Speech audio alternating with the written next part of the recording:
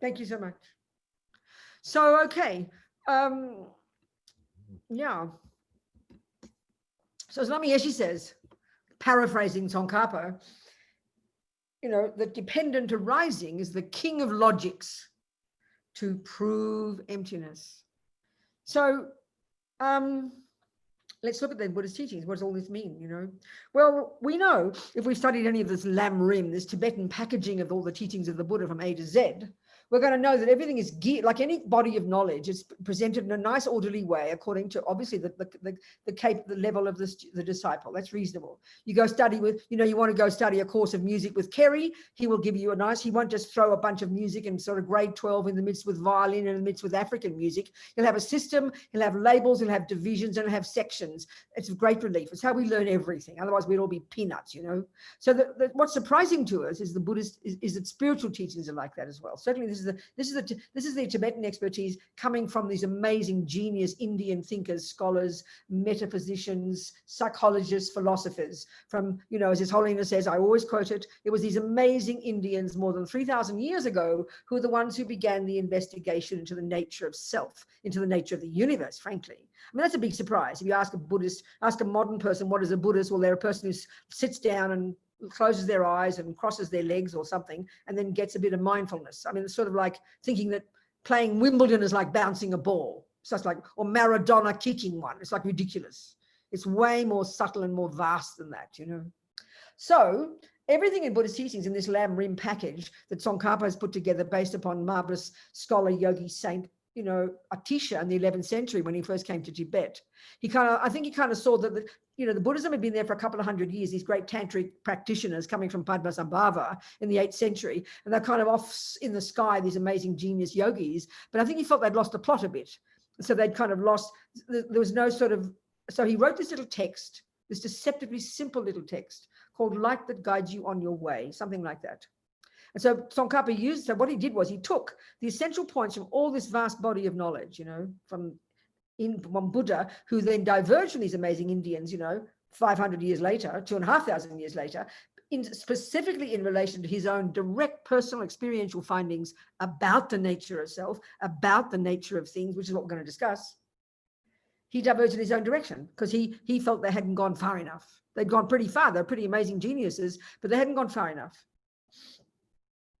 So all this body of knowledge, based on Atisha's text, which Tsongkhapa took in the 14th century, and then his major kind of body of knowledge is called the literature on the Lam Rim, the gradual path, So Lam Rim, as we all know, means technically path, gradual.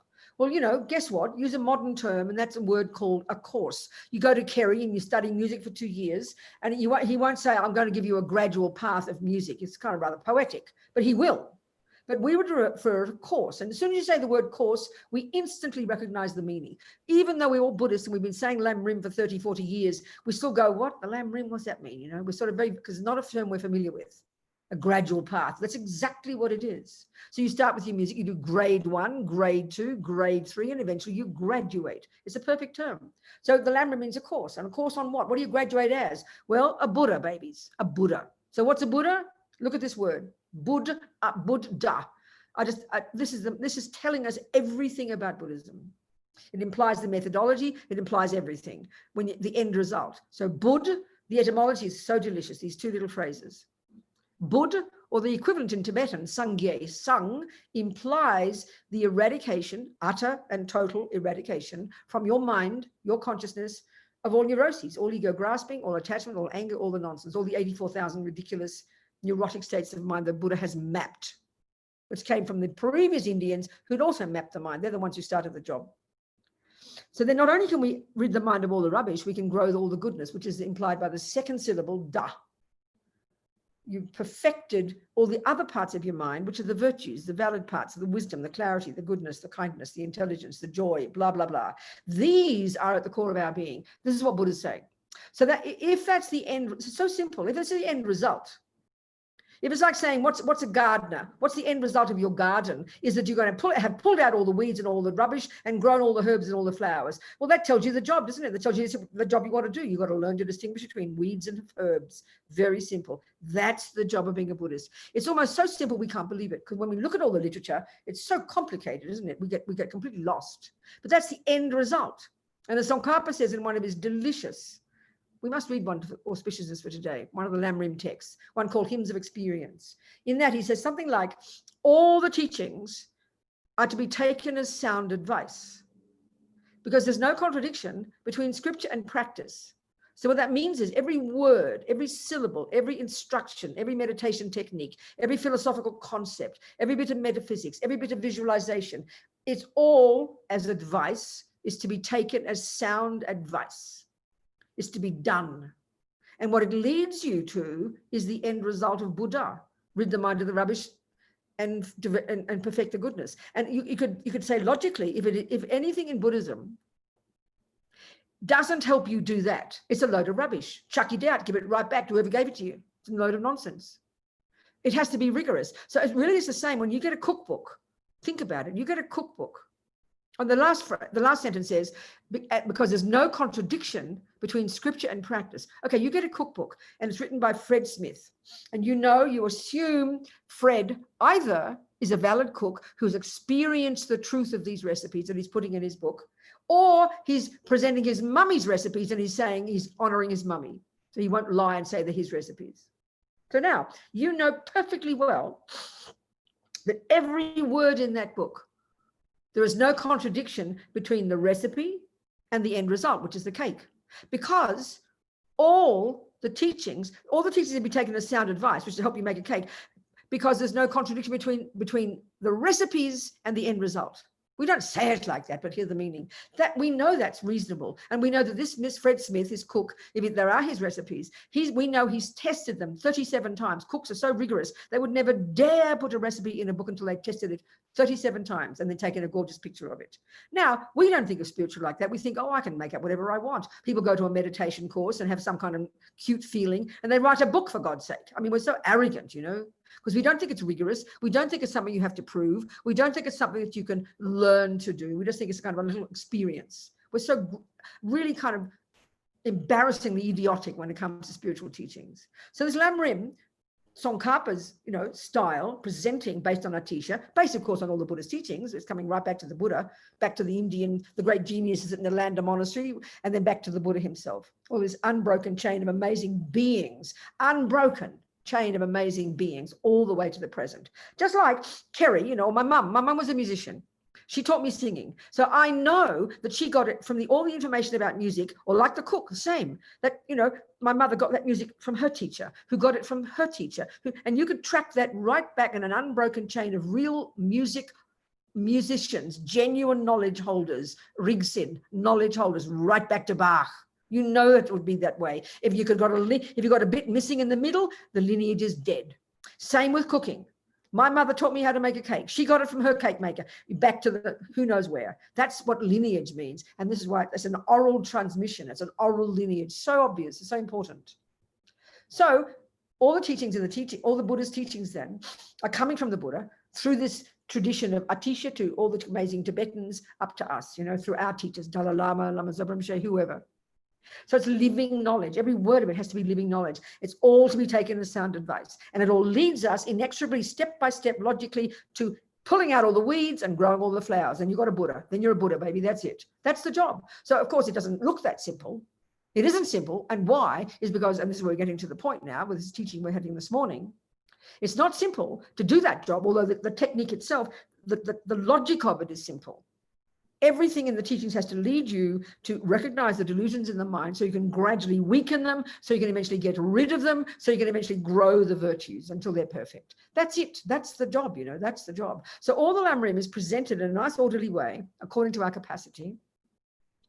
So, as we all very well know, as Lama Zopa Rinpoche respectfully refers to the first level of teachings, it's the teachings, they call it, it's the teachings and practices suitable to the disciple of the least capability. Well, I call it junior school. We go, oh, I get it. That's interesting. But teachings and practices suitable to the disciple of the least capability, that's a big mouthful, but that's correct. Then you've got the middle scope, which is the teachings and practices suitable to the disciple of the middle capability. And then you have the great scope, the teachings and practices. Guess what, And then you've got, so junior school, high school, university, and postgraduate. That's Tantra. I think that's great. It's cliched, but it's delicious, It helps us understand levels of teachings.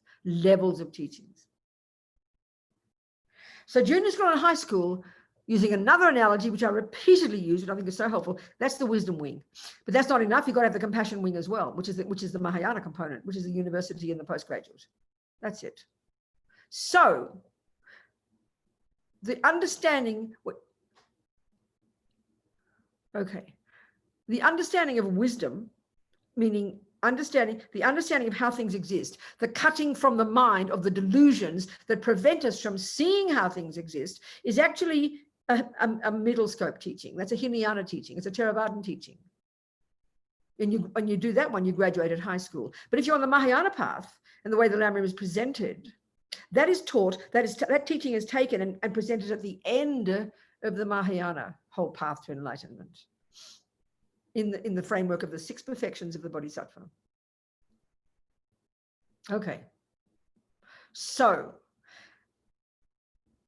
it's only finally, after we've done junior school, which is abiding by the laws of karma, then high school, which is learning to unpack and unravel our mind, become our own therapist, get some really powerful renunciation, understand attachment and get rid of it, then go to the compassion wing and get bodhicitta, then go to the final stages and practice the 6 perfections, and then practice the first 4 perfections from life to life to life, bopping around, practicing the first 4 in relation to sentient beings, and then practicing the last 2 in your own meditation. That's the entire path to enlightenment. Each piece leading to the next. Everyone, naturally, in your music course, in your math course, every piece leads to the next. So everything is implied. So if you're becoming a physicist, you don't leap into learning physics first, because that's university. You've got to learn 1 + 1 is 2. They don't tell you explicitly about physics at junior school, but it's implied if you know where you're heading. And the same, in high school, they don't tell you about physics, but maybe you learn about algebra and all the complicated things, and everything is leading you inexorably. It's implicit throughout, and it leads you perfectly, trains your mind, programs your mind perfectly to now leap into physics, and you'll quickly understand it. Every body of knowledge we've ever learned is like that. That's the same here with the path to enlightenment. So everything in the teachings from beginning all the way is implying emptiness, implying dependent arising. Excuse me, I have to blow my nose.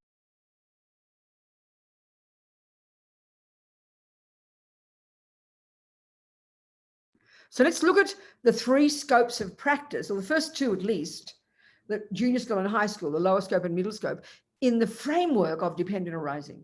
So the first teaching, the first level of teaching, okay, what's implied in all these teachings of the Buddha?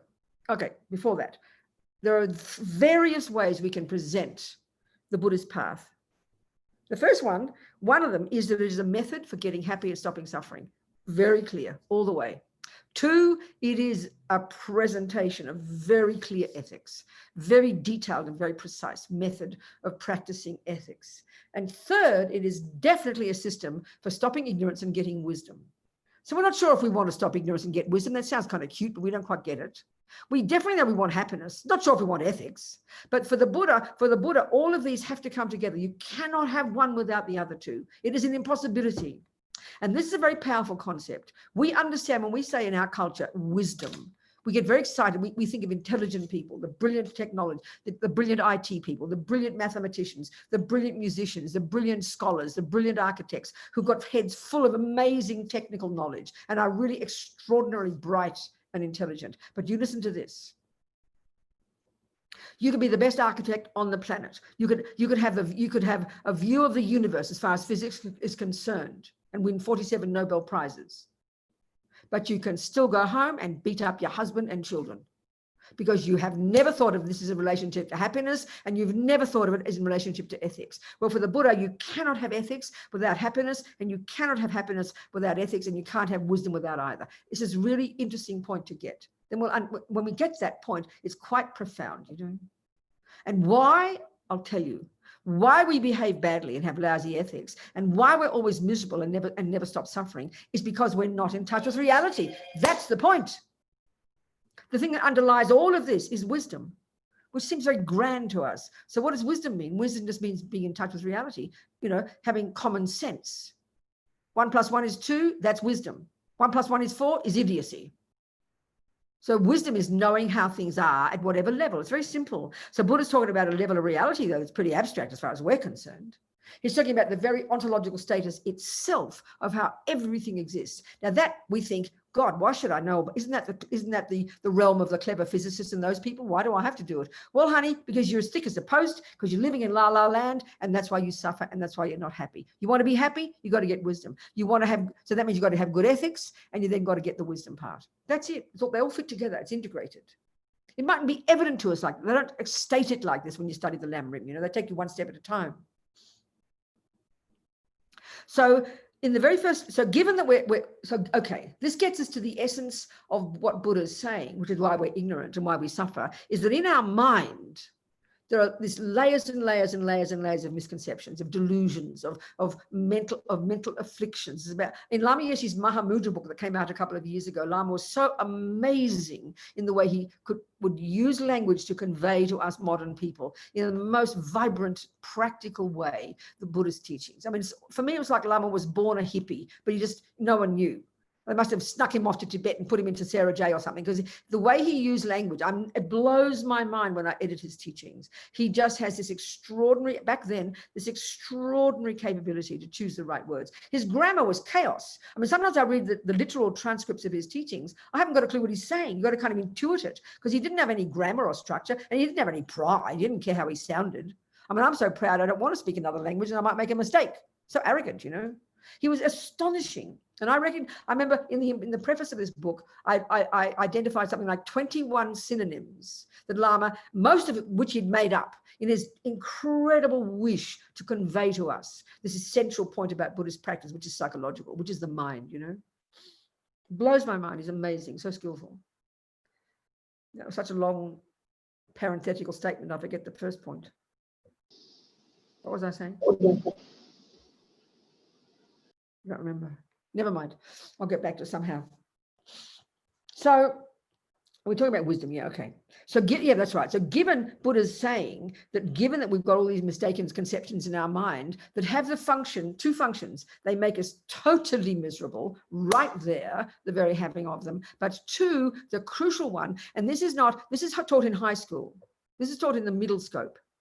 But the explicit teaching in the middle scope is to learn to see how painful these delusions are, how painful attachment, anger, jealousy, depression, low self-esteem are. And that we can prove pretty quickly. But what's implicit there is this main function of these unhappy states of mind is that they're misconceptions in the depth of our being that we've practiced for eons and have believed in for eons that are so deeply ingrained we don't even know we have these conceptions, and so deeply ingrained that, as Lama Zopa puts it, the way that the whole world appears back to us is in the aspect of these delusions. We literally see things wrongly. We're walking around seeing life through the lenses of our attachment, our aversion, our jealousy, our depression. They run the show. Occasionally, our good qualities, they're there too. They're our saving grace. When we have our compassion glasses on, we have empathy for suffering. When we have our love glasses on, we want people to be happy. But these deluded ones are very primordial, very ancient, very instinctive.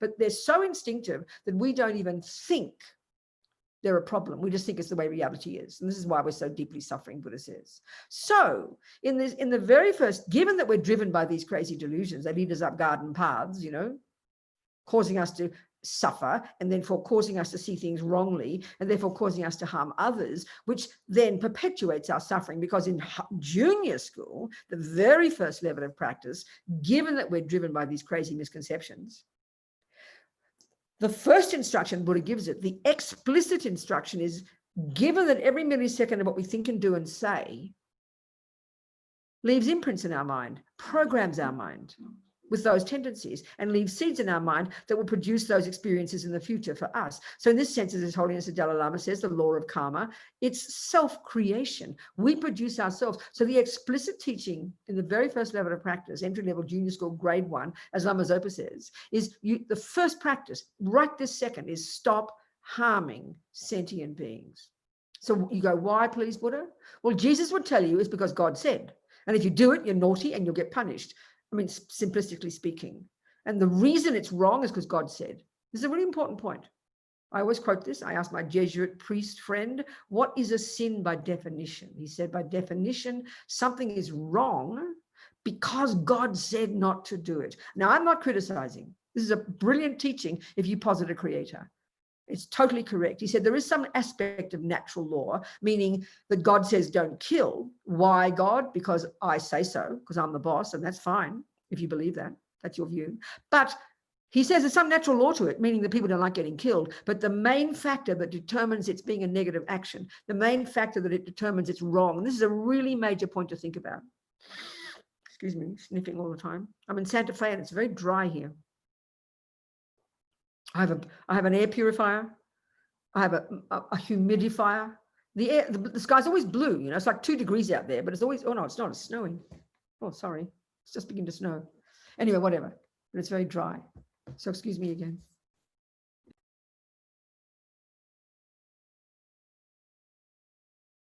Okay, so I interrupt myself too much. So yeah, the first level of practice, the Christians say don't do it because God said. And this is interesting because this is the view we already hold. I think as soon as we do something wrong, even break a cup while you're washing the dishes, we immediately visualize mummy telling us off. And so that's why we don't like to do bad things, because we will get punished. That's the view we have. We've made up that dualistic view, Buddha says. We've made up that dualistic view. We have created it. That's not reality of him. Buddha tells us also not to kill. Why, Buddha? Because guess what, Robina, honey? That's going to harm you. And what do you mean, please? He says, because he's observed from his own reality, from his own view, his own mind, that every millisecond of whatever we think and do and say produces the person I become.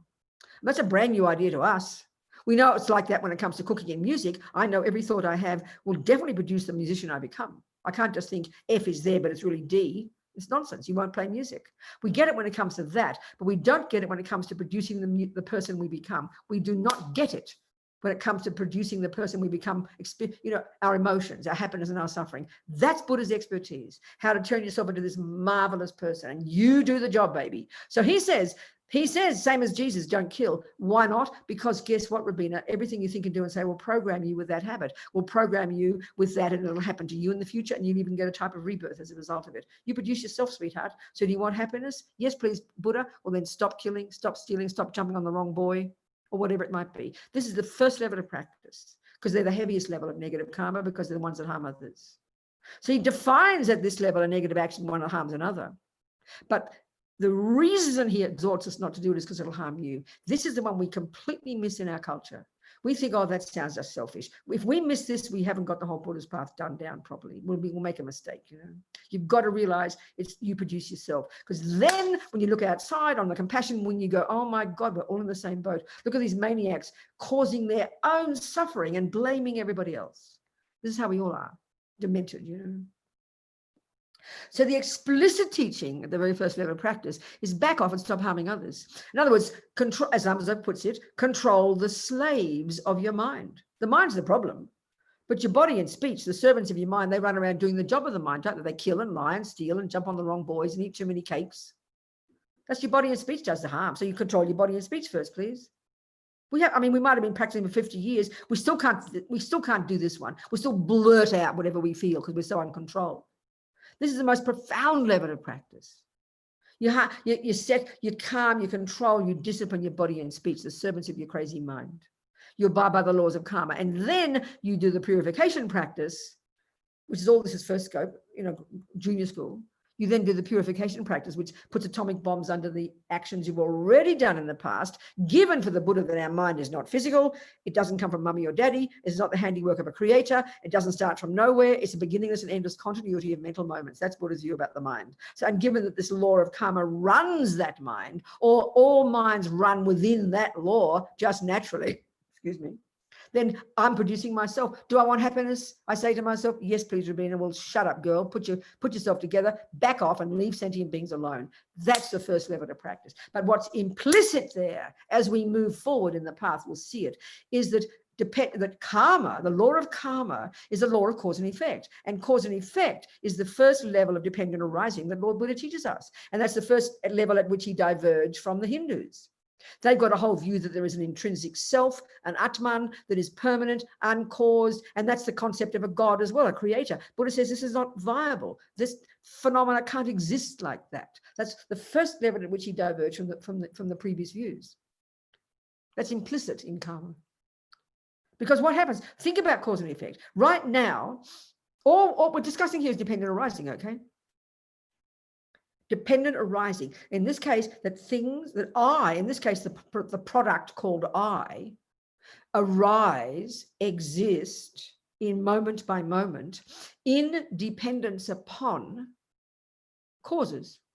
Which causes? Not, mummy and daddy are some of them. Yep, we think they're the main one. They're only secondary. Mum and dad are just in bed having sex, and we barge in. That is a secondary cause of even us being produced. It's due to our past karma that we program ourselves to barge into that egg and sperm and start off, We're the main cause, they're just secondary cause. So every millisecond, my mind is doing something and my body and speech are doing something. So they're sowing seeds in my mind. So I'm a product of cause and effect. Main causes, you learn this in the Four Noble Truths, which is really high school. 1, past action.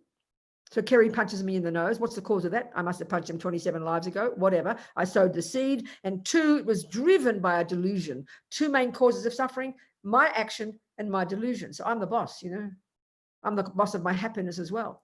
Kerry gives me a nice gift and I think he's the main cause of my happiness. No. I'm the main cause. That's the fruit of my past generosity. And 2, my past action of generosity driven by my past virtuous action. We're the boss. We're the boss. We're the boss. I love being the boss. With karma, you can happily reinforce that. Don't be scared. You're the boss, babies. You create yourself. So this is already telling us the more you think about karma, the more you put your money where your mouth is, the more you imply it every day, the more you just don't have it in your head, but you see it running in front of you, coming back at you, goodness and badness. Then it loosens the grip of the poor self-pity me. Lama Yeshe called ego grasping the self-pity me. Well, it sounds pretty cruel, but that's how ego functions. Poor me. I didn't ask to get born. Not my fault. Mummy's fault, daddy's fault, God's fault, his fault, her fault. Everybody's but mine. That's the way ego functions. So karma smashes that in the face. You grow up when you start to abide by the laws of karma. You start to realize I'm the product of what I did. And whatever appears to me, like Lama Zopa says, is my karmic appearance. I've created whatever's out there in front of me. It's coming back at me because everything is driven by the mind. Everything is created by the mind. This is Buddha's view. It's outrageous. It's marvelous, judicious. So it loosens the grip of ego grasping. And that's exactly what dependent arising is meant to do. It loosens the grip of ego grasping and enables us to think, there's no I from its own side. There's no poor self-pity little concrete me. So karma is the first one, first level of dependent arising, right there, junior school, but that's implicit. Then you get to high school, next level, middle scope. Now you start to actually become a Buddhist. Ethics, which is the first scope, is shared by everybody. Good communists, good Muslims, behave nicely, nothing special. But now, in the middle scope, we get to Buddha's unique approach. As Lama puts it so nicely, you learn to be your own therapist, So that means you have to learn the Buddhist model of the mind.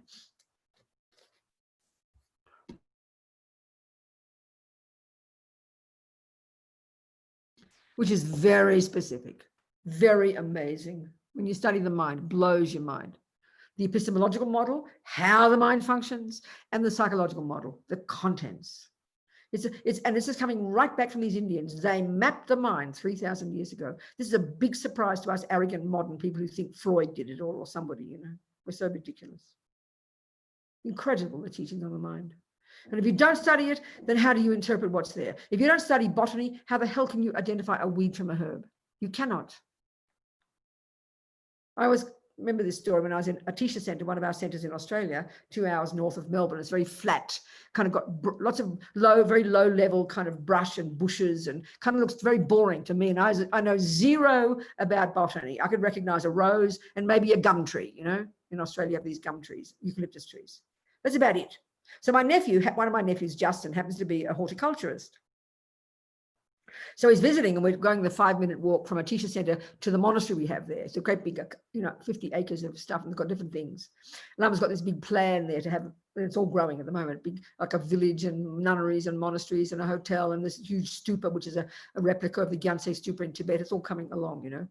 So I was just taking Justin to the monastery, and we're walking on this path about 5-7 minutes. And for me, it's just like boring, very dry looking, a few little funny looking brown things and green things. And he's in bliss every minute along the way. Oh, look at this little berry. Look at this little thing. Look at that one. He picks it up. He tastes it. Try this one. And I go, what? It's because he knows horticulture. I can see, this is a really good point, I can see that garden, but what am I seeing it through? The lenses of my ignorance. I can't identify anything. That's how we are with our mind every day.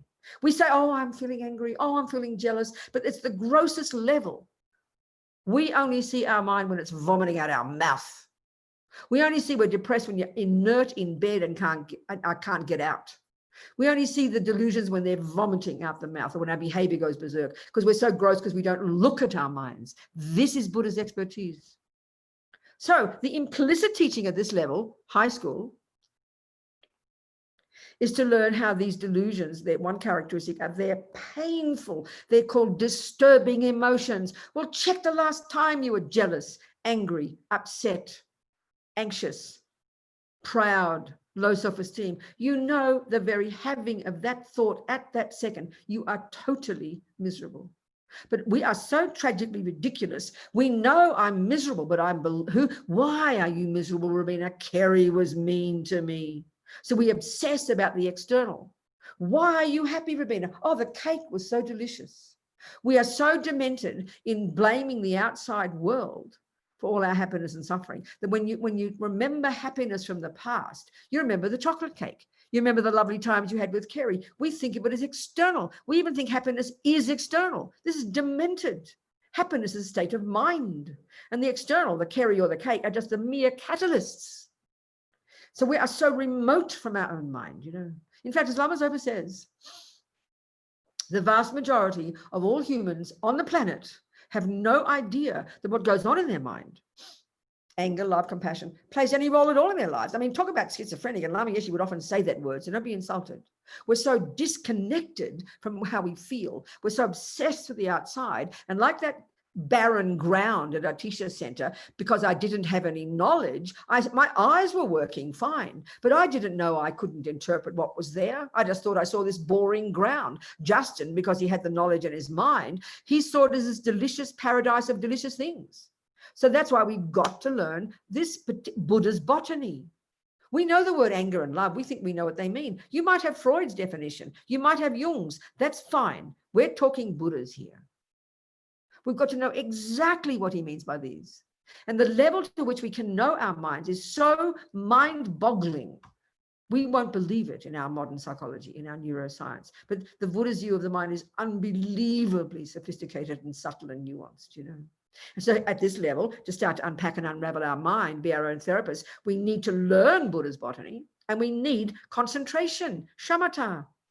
Okay, 99% of us won't get it in this life, but we can start to practice. But here, this shamatha is taught in the 6 perfections, but we can still, doesn't mean we can't use it here. So we have to use the Buddhist model of the mind as our base, and then we have to get some focus, and then we have to start doing the work, going unpacking and unraveling it every day, getting a bit clever, a bit deeper, seeing ever more subtle, these millions of crazy thoughts in here that we have been practicing for eons. This is being your own therapist. This is when you really become a Buddhist. So what do you get from all this? From these two wings, the explicit result is a happy, wise, fulfilled, joyful, content person. Is that not what we want? The language doesn't express that. It sounds very forbidding. You've got to give up this and give up that and give up this. Because we're not clear about the mind, because we haven't studied Buddha's view, we throw the baby out with the bathwater. So that's how we misunderstand Buddha's teachings, you know. The implicit, this is the explicit. So you become more controlled, more disciplined, more even, more joyful. Don't forget that. So by this point, you're giving up suffering and its causes. This is the explicit teachings. But implicit in the second scope, when you understand the second function of these neuroses, of these disturbing emotions, and this is the root one, and they don't really go into this detail until we get to emptiness, is that all these disturbing emotions, which I've sort of said already, are misconceptions. Now, this is such a surprise to us to hear that anger is a misconception. What are you talking about? Kerry did punch me in the nose. What do you mean it's a misconception? We don't even begin to see all the differences there. What's going on is fact. Kerry punched me. You saw it. You took a photo. Proof. No problem. Buddha doesn't argue with that. But that's not anger. That's a fact. I mean, when I'm doing Kung Fu with Kerry and he punches me in the nose, I say, oh, Kerry. And my Kung Fu teacher told me to apologize to whoever who punched me in the nose because I didn't get out of the way properly. That's the Bodhisattva approach. So if you're seeing it through the lenses of doing Kung Fu, Kerry punched me, but I'm not going to get upset. I'm happy. I'm learning Kung Fu. Thank you, Kerry. Laugh, laugh. But that's fact. He punched me. It's the interpretation of it that's the problem. And that's anger. How dare you do that to me? I don't deserve it. So anger is rooted in a misconception in the mind. So that's where in the middle scope, we learn the three, Buddha talks about 84,000 neurotic states of mind. I keep asking these geshis which text you're going to find that in. They can never work it out. But it's always quoting Buddha talks about 84,000 distinct neurotic states of mind. In fact, lately, and you must have seen this in Kerry and you people in Jamyang when Ling Rinpoche came, the reincarnation of His Holiness's main guru, Ling Rinpoche. People tell me they've never heard this before. He says it everywhere. He talks about all these 84,000 delusions, neurotic states of mind, misconceptions, afflictions. But they all subsume to three. And we learn about the three poisons, don't we? We learn about these three toxic emotions, which sound so cute to us.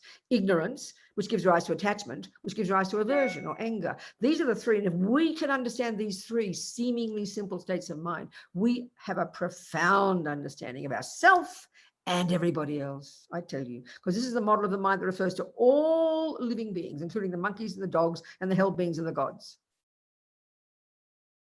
It's a vast view,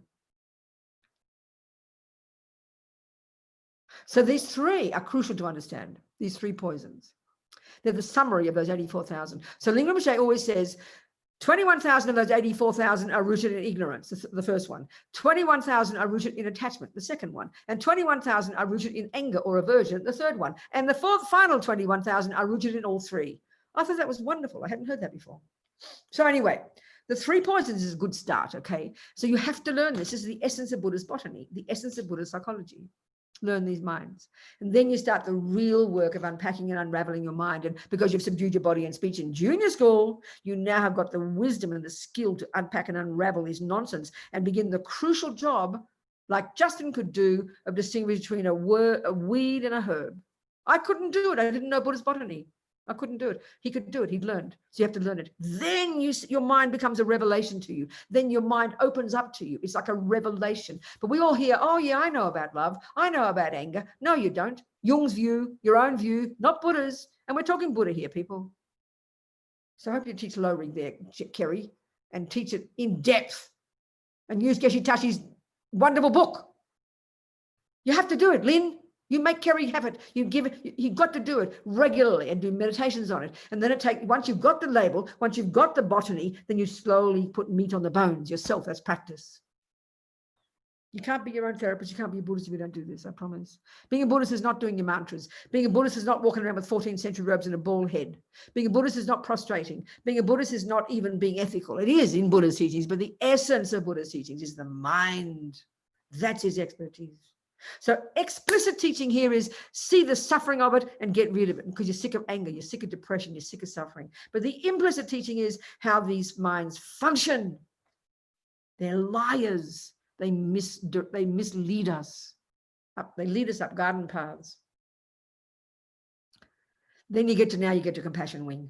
And you continue to work on your mind. That never stops. But now the first lot of practice is in reference. You control your mind in reference to stopping harming yourself.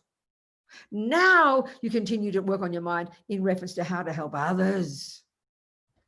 So you achieve bodhicitta.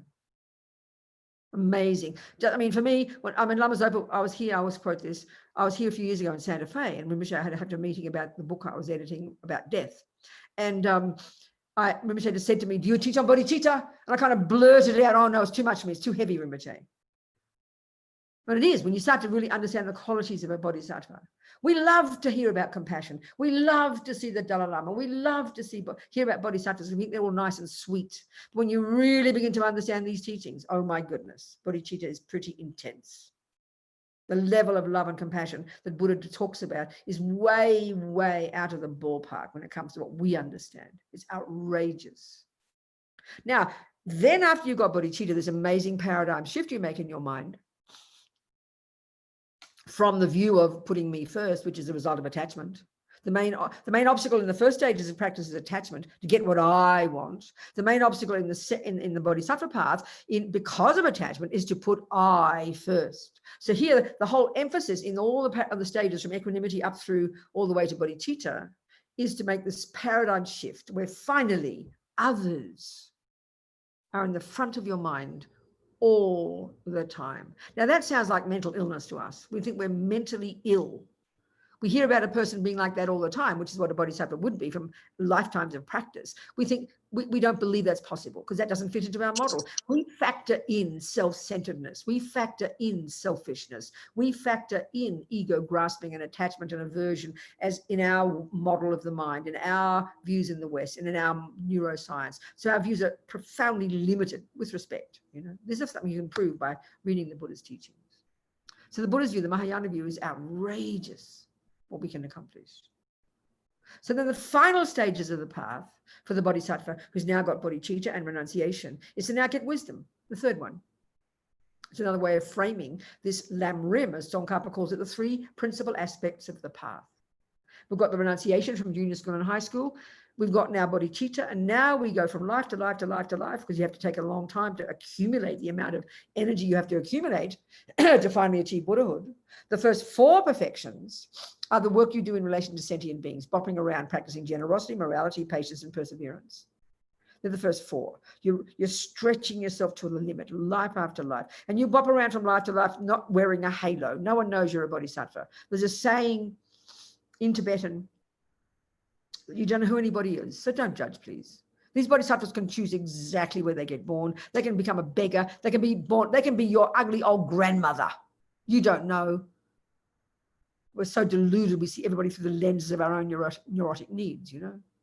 So the last two, which is where we're getting to now, is you perfecting the wisdom wing, which is concentration, shamatha, and insight into emptiness. But everything leads to this naturally, inexorably. It's logical, like any body of knowledge. It's not, but we often see it in isolation. Oh, I like those teachings. Let me jump into that. But it's the result of all the previous work. You can't just leap into physics without doing 1 + 1 is 2. It's natural, it's obvious, it's implied, it's implicit all the way through. Now let's look at this one, the last two. 10:2. We've got 2 hours or 90 minutes. I think we need 2 hours, Lynn.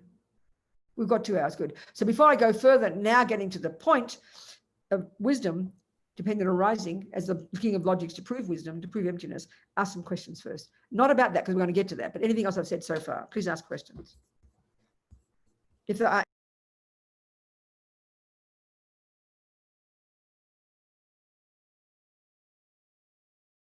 no questions, Lynn? No questions, Kerry?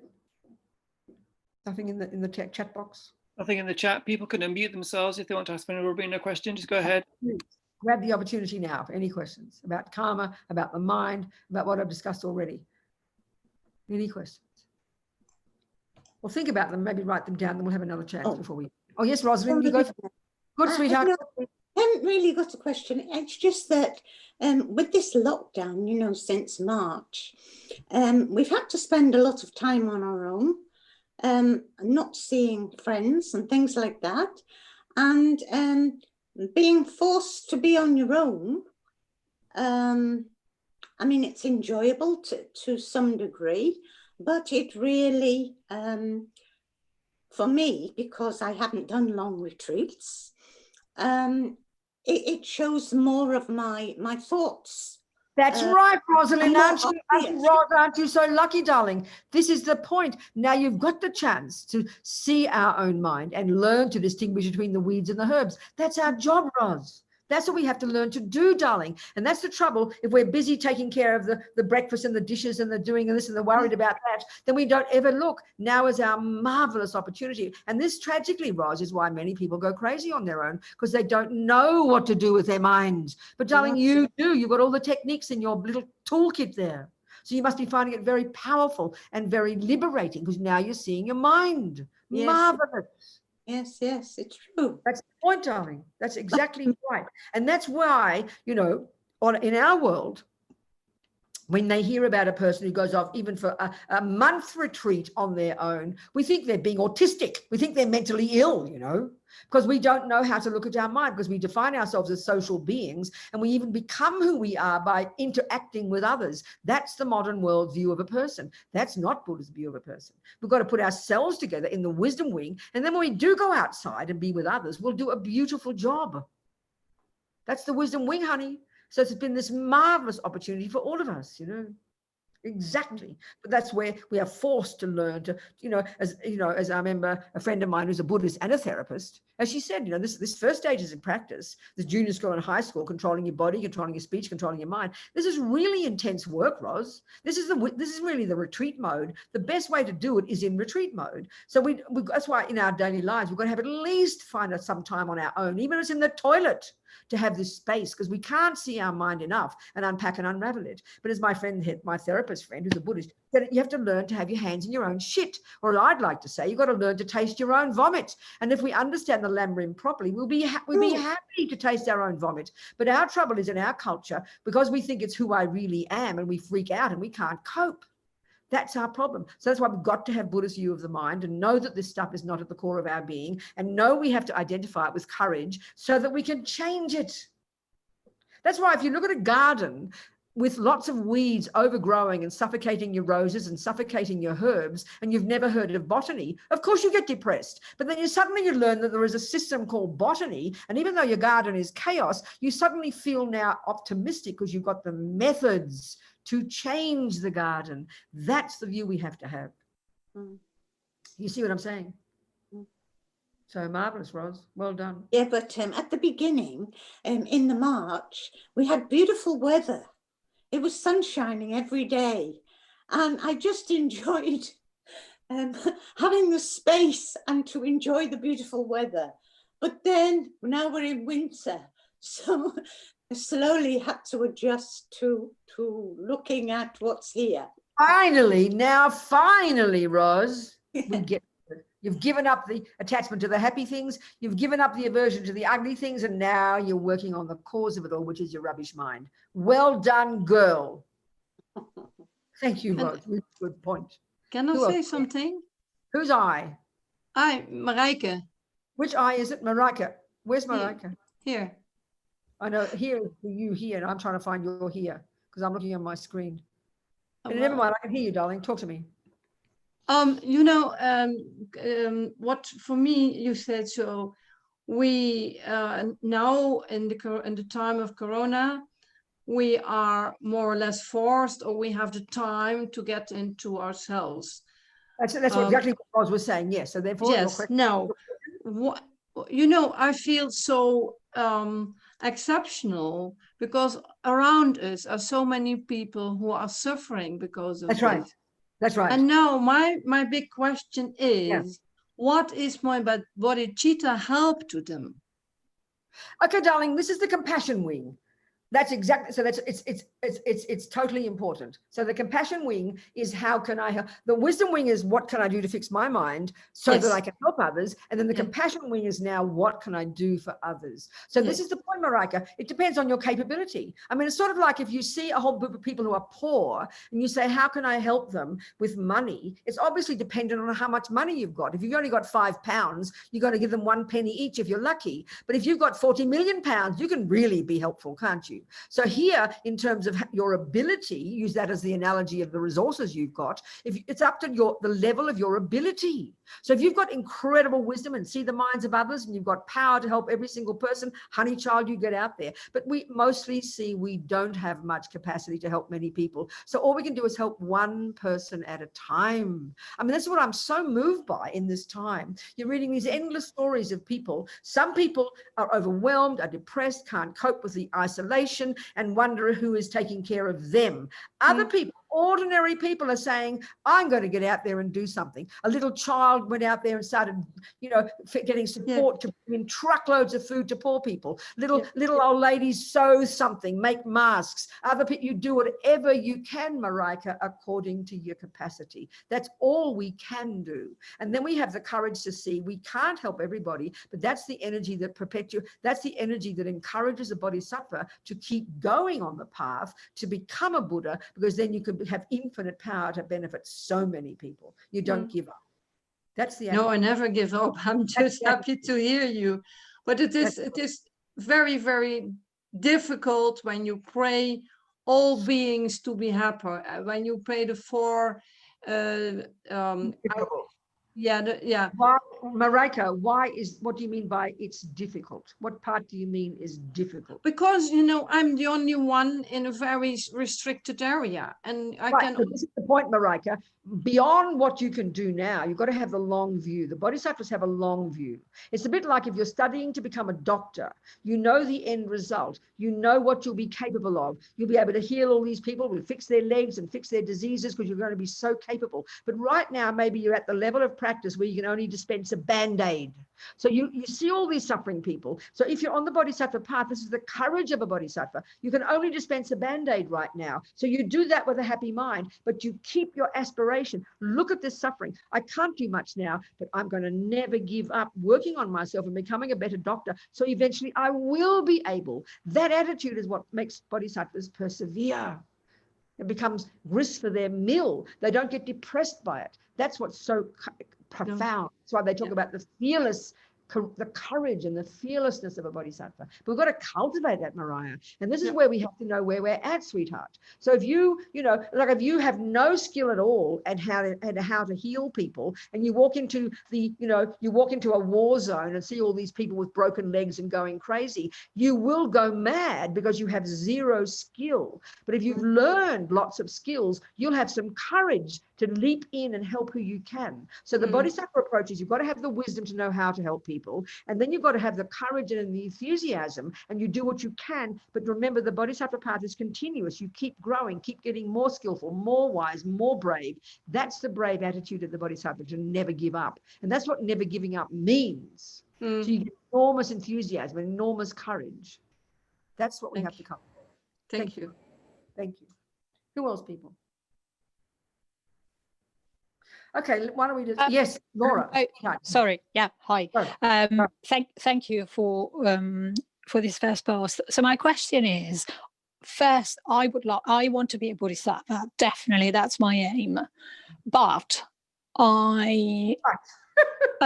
but this is what happens to me.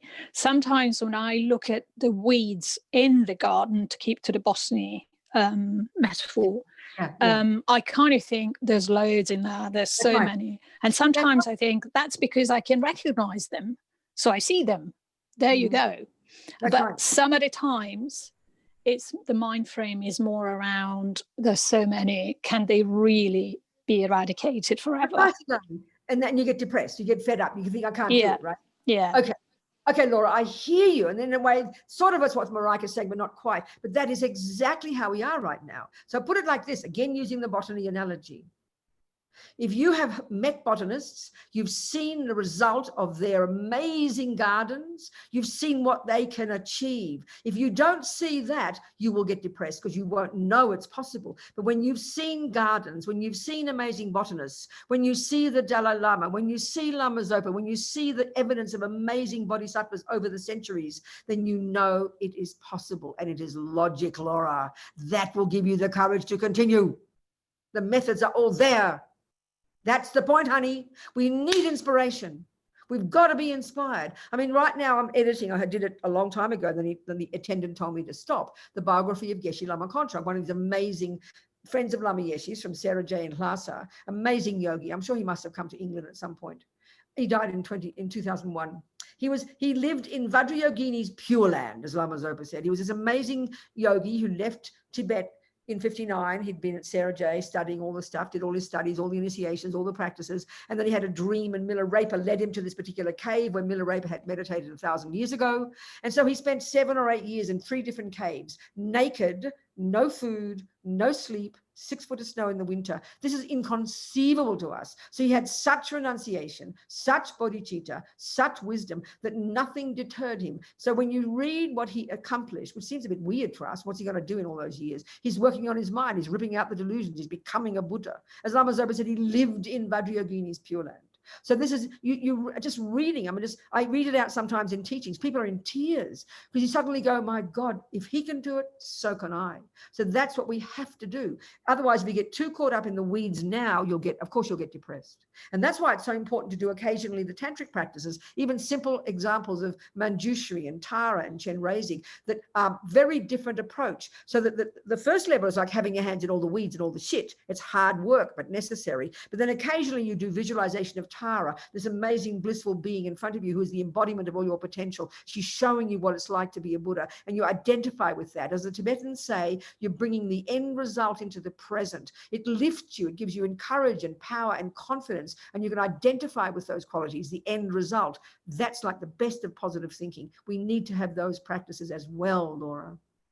Then you will get this attitude of a bodhisattva based on logic that it is possible and that you'll never give up. Do you understand, darling? Thank you so much. So let's talk about then, now let's get to the explicit point that you know, the deeper, the teaching of dependent arising to prove emptiness, okay? But you have to give me like 1 minute. I have to go away for 1 minute. So think about what we just said. For 1 minute, do a contemplation of what we just said. Any point you want to grab hold of for 1 minute, I'll be back. You can look at my nice Thai Buddha and get inspired.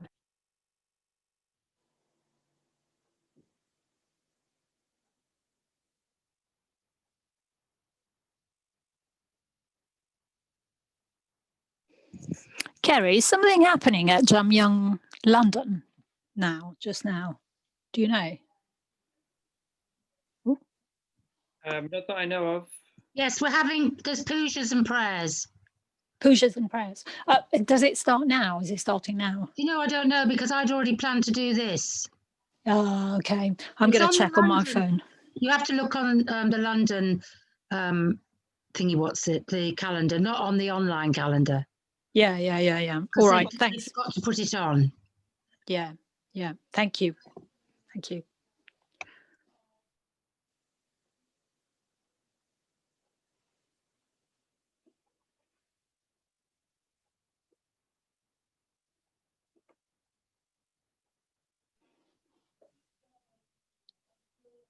think I'm going to have to go.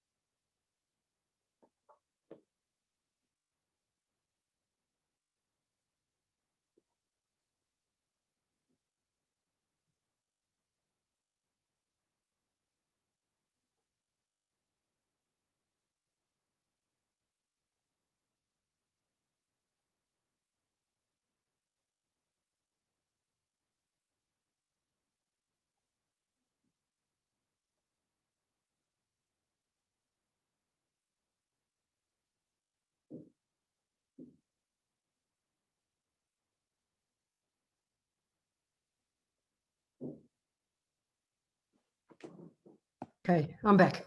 Thank you so much, everybody. Okay, now let's look. So there's so many, so because these delusions in the mind, because of these misconceptions, because they're so deep and they're so ancient, and that's why if we take the view in that Buddha says our mind is beginningless, this gives us some kind of, some kind of understanding. I mean, this is a bizarre idea to us that our mind is beginningless. And so if delusions are in our mind now, they too are beginningless. And this is really what Buddha is saying. All these neurotic states of mind we have, no, a mother didn't give them to us. They didn't come out of the moon. We don't get them from a creator. They're the habit of having thought them before. So they're ancient, they're vast, they're ancient, countless lifetimes. They're even all these delusions that, they create the different realms of existence. They create our happiness, they create our suffering. I mean, the virtues create the happiness. The delusions called the suffering. So that what Buddha's found is, from his own intense practice, that these neurotic states of mind, these delusions, these misconceptions, these afflictions, these terms that we hear, they're not, this is the fundamental point, which is implied by the word Buddha, they're not intrinsic. They're not at the core of our being. So this flies in the face of what we believe utterly in our neuroscience and psychology. I'm not being rude. It's just a fact that we give them equal status along with love and compassion and wisdom, and that we consider them to be normal parts of a normal person. Normal for us, meaning you'd be weird if you didn't have them. Buddha's view is fundamentally different. It's quite shocking, really, to think about it. And initially, it sounds demented. We can't even, if you say a person, has got no, just like the word Buddha implies, there's a person who's got no attachment, no ego, no sense of separateness, no fear, no jealousy, no depression, has only got infinite wisdom, has got clairvoyance, sees the minds of others, has infinite compassion and kindness. That sounds like mental illness. That sounds like serious delusions of grandeur. So it doesn't fit in our world. That's why we've got to hear Buddha's view. You don't have to do this. I mean, many people like Buddhism and will study mindfulness and will never know any more. Many people will never think about karma. You don't have to. You don't need to. But that's the big picture. That's Buddha's view. It's all there in the literature. And it all fits, it's a coherent view. So here we're priming our mind by controlling our body and speech, by controlling our mind, getting bodhicitta. Now we do the work, all of which you don't just do for the first time. You can do it all the time, but here we really come to the point. So like I said, Buddha's saying that we've got like 84,000 different neurotic states of mind. There's a detailed map there somewhere of these. And where does this information come from? Not revelation. This is why I always again quote this story, and it's so beneficial to hear it. This years ago in Nelson in New Zealand, this scientist, he happened to be a scientist, he said, who revealed the teachings to the Buddha? Now that was a revelation to me to hear that, because I've never heard that question before, but it's a brilliant question because it's exactly how we think of religion. It's from revelation, it's from on high, from a creator. And of course it has to be revelation because we don't have intelligence, we have to have it told to us. So Buddha's saying, I said to him, do you ask Einstein who revealed the teachings about relativity to him? And of course, everybody laughed. That sounds insanity, doesn't it? We know Einstein was this clever fellow who used his own powers of observation, his own wisdom to observe what? Not something in the sky, reality, what's in front of his face. So he came up with these findings, he clarified them, he proved them, he eventually codified them as laws, and then he presented his findings. He said, this is what I found to be true, folks. Here's my methodology. It's over to you if you'd like to. He doesn't say you must believe me. He doesn't say it came from a dream or a vision. He doesn't say, he's not speculating. He doesn't say, you have to believe it. That's how we think of religion. This is not Buddha's view. He's like Einstein. So Buddha's saying every word that is Buddhism that's meant to be valid, lots of rubbish is made up by ridiculous people, so you check your sources carefully, please. This is what I found to be true. This is what I have found to be true, that karma is the law that runs the universe and mind is not physical. It's beginningless and endless. There's no creator. You are the creator of your own reality. Delusions delusions cause suffering and virtues cause happiness. Delusions are adventitious and can be removed. Happiness can be perfected. Virtues can be perfected. Bodhicitta is possible and wisdom is possible. The final wisdom where you cut the root of all the misconceptions, which finally allows you to climb out of your samsara into your nirvana. You've got more work to do, and eventually you perfect that, combine it with bodhicitta, and you're a Buddha, baby. He said, this is my experience. Don't believe it. Don't not believe it. That's idiocy. That's laziness. That's intellectual laziness. You prove it to be true yourself. one step at a time. You clearly can't prove it overnight, nor can you prove E equals MC squared overnight. It's one step at a time. So what is proven to be true is so far everything we've talked about. It's up to you. Take it as your working hypothesis. That's the approach I take. So this one, which everything leads to, that you know, there's many ways we can argue. We have to argue with these entrenched misconceptions. You don't just sort of close your eyes and get a nice feeling and they all go. You've got to do the hard work of squeezing your brain, as Lama puts it, to unpack and unravel and argue with these deeply held instinctive conceptual stories that are misconceptions. This is the hard work. So we begin the work in high school. Now we do the real work here, you know. So there's many arguments, and we'll go through a couple, but the key logic to prove the truth of the absence of an intrinsic me and everything else is that everything is a dependent arising. So these are what the Buddha calls the two truths. There's different ways of presenting this, but here the presenting of it is this. The universe consists of billions and billions and billions of individual precise phenomena. When you first study Buddhist psychology, you learn this map of the world, all the nuts and bolts of what exists, what doesn't, and the divisions of it, impermanent and permanent, and 5 of this and 6 of that, and 4 causes and 5 this and blah, blah. It's this fundamental text that you need to study called Dura, collected topics. So one of the first things you study, you learn is there are several synonyms for that which exists. And this is crucial for the Buddha because he says right now, because of delusions, we are making up things that don't exist. So we need to first establish what exists. And there are several synonyms. The word phenomenon, the word object of knowledge, the word existent, the term established base. These all are different terms referring to something that exists. And this is massively important for the Buddha. So in order to discover how our delusions in the mind misconceive a thermos or a self or a lamp or a toilet or Kerry, whatever the object might be, we need to establish first what is the conventional characteristics of that phenomenon. So we first establish the name we give in English has become a generic term now, even though it is a company. We know that's a thermos. So I'll say, Mummy, what's that? She'll say, darling, it's called a thermos. Well, what is it? She'll say. So she has to give me the definition. Think about it. The first part is telling you its conventional characteristics. Well, sweetheart, can you see it's this flat-bottomed metal container? And I can see that, but I'm not happy yet. I don't know what it does. And this is a major point. I don't know what its function is. I don't know what the meaning is. I don't know what it does. I don't know what its job is. Because everything that exists has to be treated like this. You name it, you define it. And so then she'll tell me the second part of the definition. Oh, sweetheart, it keeps my tea warm. So then that's not enough. I don't just believe her. We'll believe anything anyone tells us. We have to prove it. She has to prove it. This is conventional. This is the first of the two truths, conventional reality. The second of the two truths is ultimate reality, conventional or final, these two. So this is proving the things conventionally first. So she'll prove it to me now then she'll get the tea and she'll pour it in and she'll put the lid on, and in 2 hours later we'll come back and we'll open the lid and we will prove that it did in fact fit the definition. It kept my tea warm. That is still not enough to prove it's a thermos conventionally. We don't do this. You know, we can prove that 1 + 1 is 2 like this.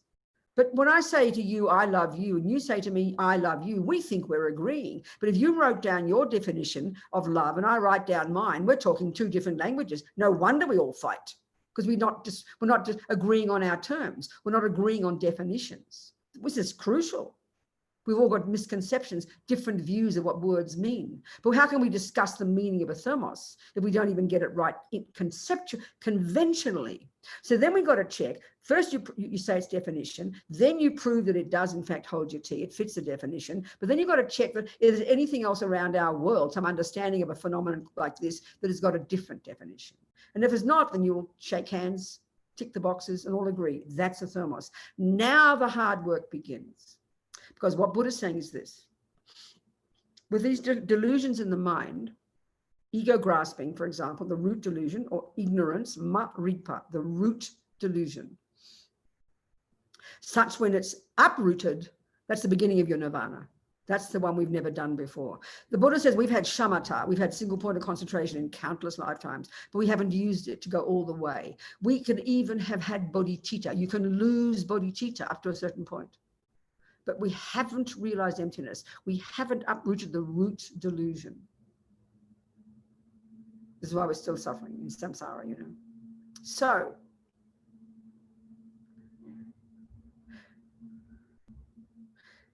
we see right now, we know, we can say the words, we at least tick the boxes, we've got it right. It is a thermos, you pass the exam, you're correct. But what we don't realize, because these delusions are so primordial, is that in my mind, even just the three root delusions, the ego grasping or the ignorance, ma-rigpa, the primordial ignorance that causes us to see and believe in a real intrinsic thermos out there from its own side, having nothing to do with me or any causes or any conditions. That's what the way that thermos appears to us through the lenses of this ignorance. But we don't know that because it's so automatic. Not only that, but because of ignorance, we then have attachment. So use the thermos or a chocolate cake or kerry, it doesn't matter. So then the normal day-to-day suffering is attachment. So when I went online to find a new thermos, because I broke my last one or lost it, I'm going to look for something that I call well-designed. I like a well-designed, I've got a certain taste for good design. So as soon as I saw this, I thought, that's good design, you know, so I bought it. So what I'm doing is seeing the attachment is the one that made me choose it. And I've got my attachment glasses on. That will cause this thermos, which is validly a thermos conventionally, to appear overly delicious to me. Attachment, as Lama Zopa says, all the delusions, including ego grasping, attachment, and the other 83,997, they all decorate on top of what is there. Layers upon layers upon layers of characteristics that just don't exist there. This is very profound. It's exactly how delusions function. And that's what makes us not see the thermos properly. It's so clear when it comes to people. When I'm in love with Kerry, that means attachment is running the show. Attachment, I've got my attachment glasses on, and we know that Kerry will look totally divine to me, from the tip of his bald head to his little toenails. We know that. We know, remember, look at your baby, look at your grandchild, remember your first boyfriend, remember the person you were in love with once. We know this is true, but look at it. So that attachment is exaggerating the deliciousness of Kerry. We sort of laugh about it when we say it. Our mothers would tell us this. Our mothers said, beauty is in the eye of the beholder. This is profound. It's exactly what Buddha is saying. I mean, I saw recently a show on television. You see all these shows all the time on television about people who got really bad illnesses and all got born weird. I mean, not weird, but born with terrible diseases, or no legs and no arms, or big lumps on their faces or whatever. And, you know, there was this woman who, in conventional sense, looked really ugly. She had this massive growth here and massive growth all over her face. Well, she had this beautiful husband who adored her, absolutely adored her. And I'm not trying to be, it's not about suffering people or happy people or sad people. It just shows, you know, beauty's in the eye of the beholder.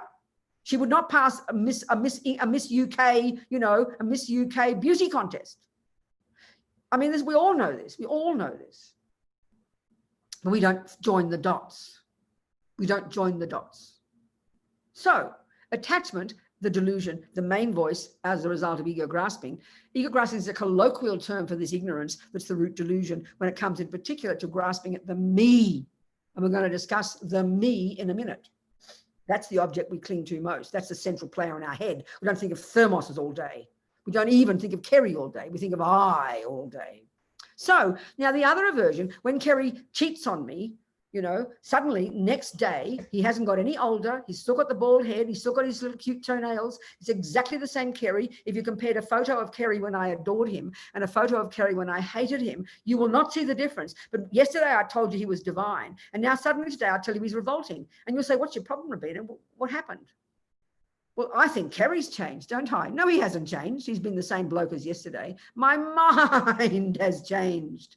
Now, because Kerry has stopped doing what I want, now aversion and rage and hurt, I'm not being critical. We all experience this because we're samsaric. So he will appear now to the lenses of my ugly glasses, my aversion glasses, all cracked and revolting. But this is the track. But before we even get to the root delusion and its function, well, no, that's its function now. You listen.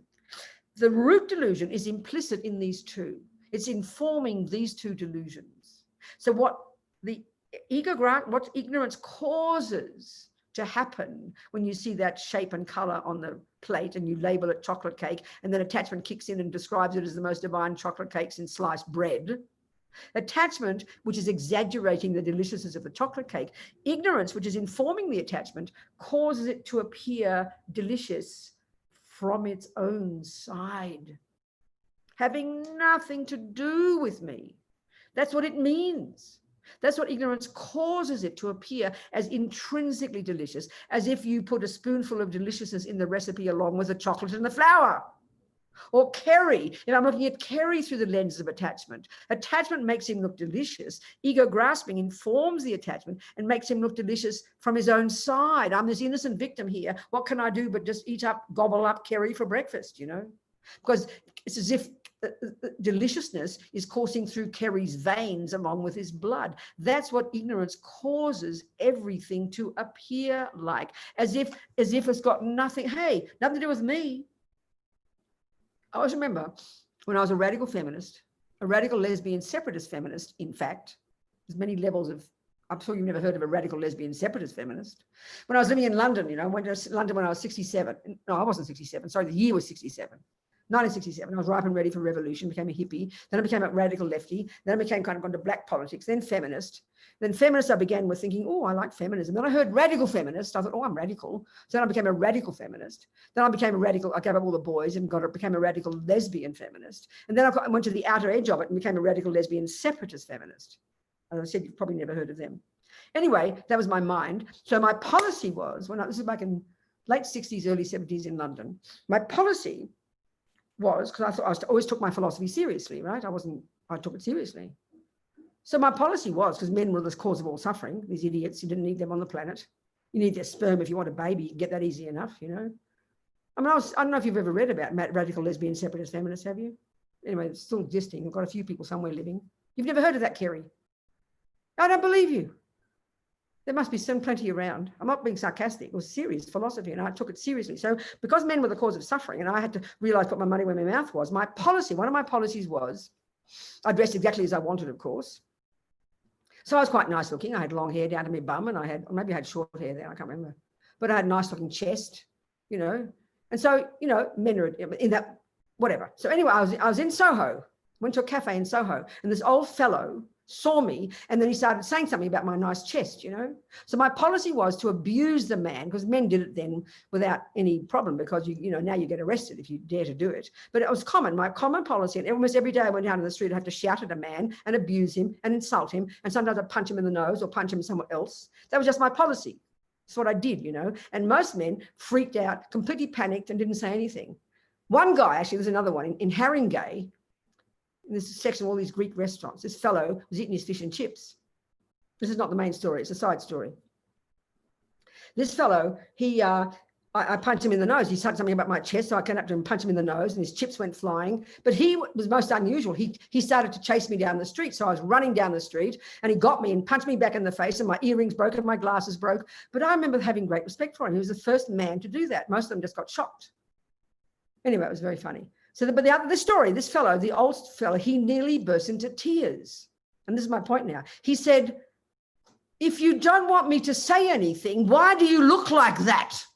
Now, I know that's a feminist point, but I'm not discussing feminism here. I'm discussing attachment. That this is the point. There's a person, happened to be in this case a male, who's got lots of projection in his own mind about female shapes. It's the same as whether it's a pretty thermos or a cake. But we know in particular some people called boys, maybe some girls do it too, the classic one, have got certain view and its culture of a female. This is not politics. This is mind. This is attachment.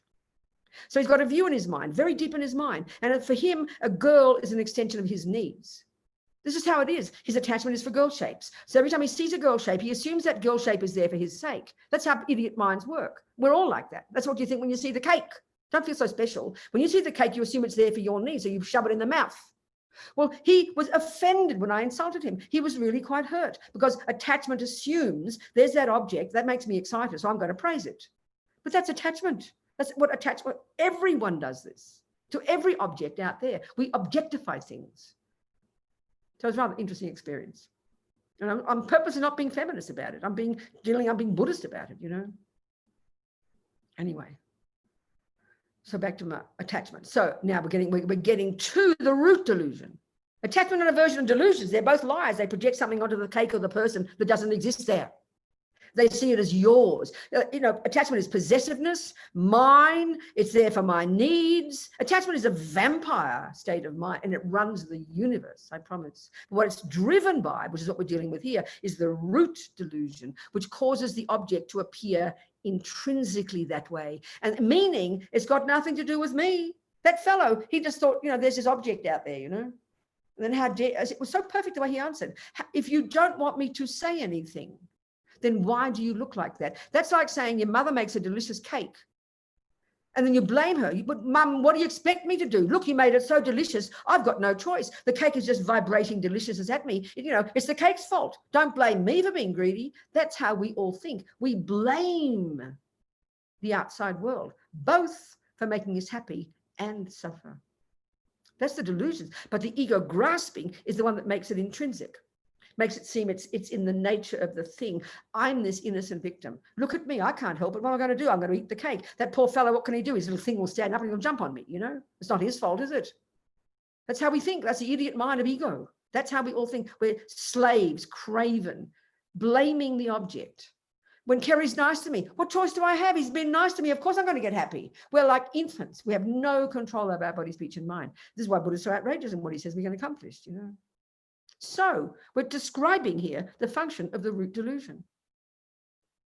It projects onto everything, specifically this intrinsic character that's existing in the phenomenon itself, having nothing to do with any other causes. Finally, particularly, as I've been saying, has nothing to do with my mind seeing it that way. That's the final meaning of dependent arising. But so there's three levels where Buddha diverged from the Indians before. So the first level of dependent arising, which we get about in karma, is that everything comes in I. Okay, let's look at this first before we go. Okay, let's now discuss the phenomenon called me. Not cakes, not Kerry, and not thermoses. Me. So what's me? It's the name of a certain kind of phenomenon. So the word self, I, me, person, they're all synonyms. They all refer to this kind of phenomenon. A dog is a person, a self, a me. An animal, a Buddha is a person, a me. A bodhisattva, a hell being. Whoever has got a consciousness is a person. That's it. The entire universe is full of persons. Then you can divide them into ordinary and superior. Then you can divide them into samsaric and non-samsaric, different divisions, you know. So we're all persons. And that's a valid term for this type of phenomenon. I forget the definition of a person, but there's a particular definition of what defines a person as a person. Okay, now let's look at how delusions grasp, misconceive this very person here. So let's just go straight to the root delusion. Now it's called ignorance, which is a very simple word, but it's got a very specific function, this ignorance. It's not just regular ignorance. It's very, as His Holiness said, I'm saying it, but I'm quoting him. It's sort of like a double ignorance, you know? It's a bit like if you say to me, what's that? And I simply don't know. That's ordinary ignorance. And that ignorance is very easy to fix because there's no misconception in my mind. There's simply not knowing. And you tell me, well, that's a thermos, Robina, and you'll explain it. I'll go, thank you very much. Now I've got some wisdom. That's easy. If we had that ignorance, we'd all be Buddha in a couple of years, I think, because there's nothing holding us back from learning new things and we're very brilliant. But that's not the function of this ignorance. This ignorance, this primordial ignorance, this root ignorance, the root of all of them, not only doesn't know the simple truth that there is no intrinsic I. We're going to unpack this. We don't know the fact that there's no intrinsic I. We don't know the simple truth, it's a thermos. We don't know the simple fact that there's no intrinsic I. There's dependent arising. We don't know that. But that's not the problem. We believe, we've added a separate level on top, which is a belief in the exact opposite, which is the total lie. So in other words, not only do you not know it's a thermos, you think it's a toilet. You believe it's a toilet, and you've believed it's a toilet for so long it even appears to you as a toilet. This is why everything is made by our mind. So not only do you not know the truth that it's a thermos, you believe in the lie. That's this ignorance. That's why we suffer tremendously. So not only do we have a vague lie in there, we have a diametrically opposite lie. So the truth, Buddha says, is that there is no intrinsic I. It's a dependent arising I. But we believe there is definitely an intrinsic I, and we believe it is independent. So we have the exact opposite of the truth in our mind. Now, this is so primordial, these lies, we don't even recognize it because it's been so ancient. Because now things appear to us as intrinsic, as existing from their own side, as completely independent of causes and conditions in my mind. This is how things appear to us. This is what samsaric philosophy, which is the world, but is rooted in. This is so primordial, so subtle in the mind. So we can't, so the first thing you have to do, it's too hard just to see the truth that it's a thermos. You've got to first unpack the lies, how it isn't a toilet, how it doesn't function as a toilet, how it's just not true that it's not a toilet, that it's a toilet. You've got to unpack the lies first. And this is the point. The method of unpacking the lies is continue to strip away the lies. And then one day you'll go, oh, I see, look at that, it's a cup. That's the truth. So the method for seeing the truth is to get rid of the lies. So in this way, the truth, the final ultimate truth is that I, the phenomenon called I, completely lacks intrinsic nature. That's a simple word for it. Is empty of. Empty of just means doesn't have. Empty of simply means absent. Empty of simply means lacks. So the truth is that this I lacks an intrinsic character. You don't know what it means yet because you've never thought of it. We just got to start saying that. That's the truth. So we've got to find a method to see that truth. Well, the method isn't to go, there's no I, there's no intrinsic I, there's no intrinsic, and hope for the penny to drop. That's stupidity. You've got to use your noggin. You got to squeeze your brain, as Lama Yeshe said, to argue about how it exists conventionally. You've got to unpack the lie of how we think it exists. And as you strip away the lies, you begin to reveal the truth. So the method, the best method, as Tsongkhapa says, paraphrasing Tsongkhapa, that thinking about how the I exists in dependence upon causes and conditions, 3 different levels, to the final one, the actual meaning of dependent arising, that everything, including the I, exists in dependence upon my mind calling it that. That thinking is what leads us to then go, I see, there's no intrinsic I. That's the realization of emptiness. So the method is to think about dependent arising, and the king of logics is dependent arising. So let's do it. Got 25 minutes. Excuse me.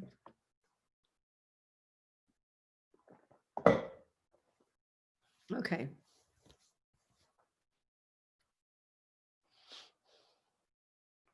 So this first level of dependent arising, this is roughly taking from the views that prevailed at the time where Buddha diverged, and even some of the Buddhist views have these views. This first one, everybody agrees, and all the Buddhist views agree, there's nothing that doesn't have a cause. Pretty much the I has to have a cause. It can't be a permanent, uncaused entity called a creator, or a soul, or a self, or an Atman, or as the Greeks might call it, an essence. And this is something pretty intrinsic. We all feel this one. There's something intrinsic in there. There's something solid and permanent and unchanging in there. We mightn't think we think that. Well, sort of, that's a philosophical view, but that's the first one. We'll forget that one. Now, the second one, which is a bit conflating these first two, really, is that the I and everything else exists in dependence upon its bits and pieces, on its parts. So let's just use this as an example, and this will lead us to the subtlest one, which is I exists in dependence upon the mind, calling it that. That's the subtle, that's the real one. That's the final one. But this one's very delicious. So okay, let's say you go to IKEA and you buy a table. We know you see the pretty picture. And initially, you're quite disappointed because you get a box with a bunch of bits and pieces in it, don't you? But luckily, they give you an instruction piece of paper and you follow the instructions. And you know perfectly well, this is a good point, you know perfectly well that your box consists of the exact right parts. IKEA didn't just put in 47 screws and hope for the best. They didn't put in 4 legs. They didn't put in 2 tabletops. They've unpacked the table. They've done the analysis of the table because they made it. So they're going to put the different bits and pieces together, and they give you the tools and the pieces. And you know very well, you'll put the pieces together and there's your table. We know that. That's a great example of dependent arising in terms of everything is made of parts. So now let's pretend you go to IKEA and you order one Robina, one me. Each of us is our own me, okay? You're going to order a me. I want a me, please. So you're going to get all these bits and pieces. You get a box and you'll have a lot of bits and pieces. Think about it. You're going to have all the bits of the body, and they're going to be very precise. You're going to be exactly the right ligaments, the right muscles, the right breasts. You're not going to have 4 breasts or 3 breasts or 1.5 breasts. You might have 2 breasts, a nose, ears. You have all the right bits. Think about this. All the subtle bits. Or we're talking the body first. The bones, the ligaments, the muscles, all the millions of pieces that make up a body. Then you're going to have all the pieces of your mind. That's going to be all the delusions, all the virtues, all those 84,000 delusions, the 84,000 antidotes to the delusions, all the mechanics of the mind, like intention and attention and concentration and mindfulness. You're going to have quite a few bits, all right? But if you persevere, you'll put them all together, won't you? And you'll create a new me. Think of this, you'll create a me.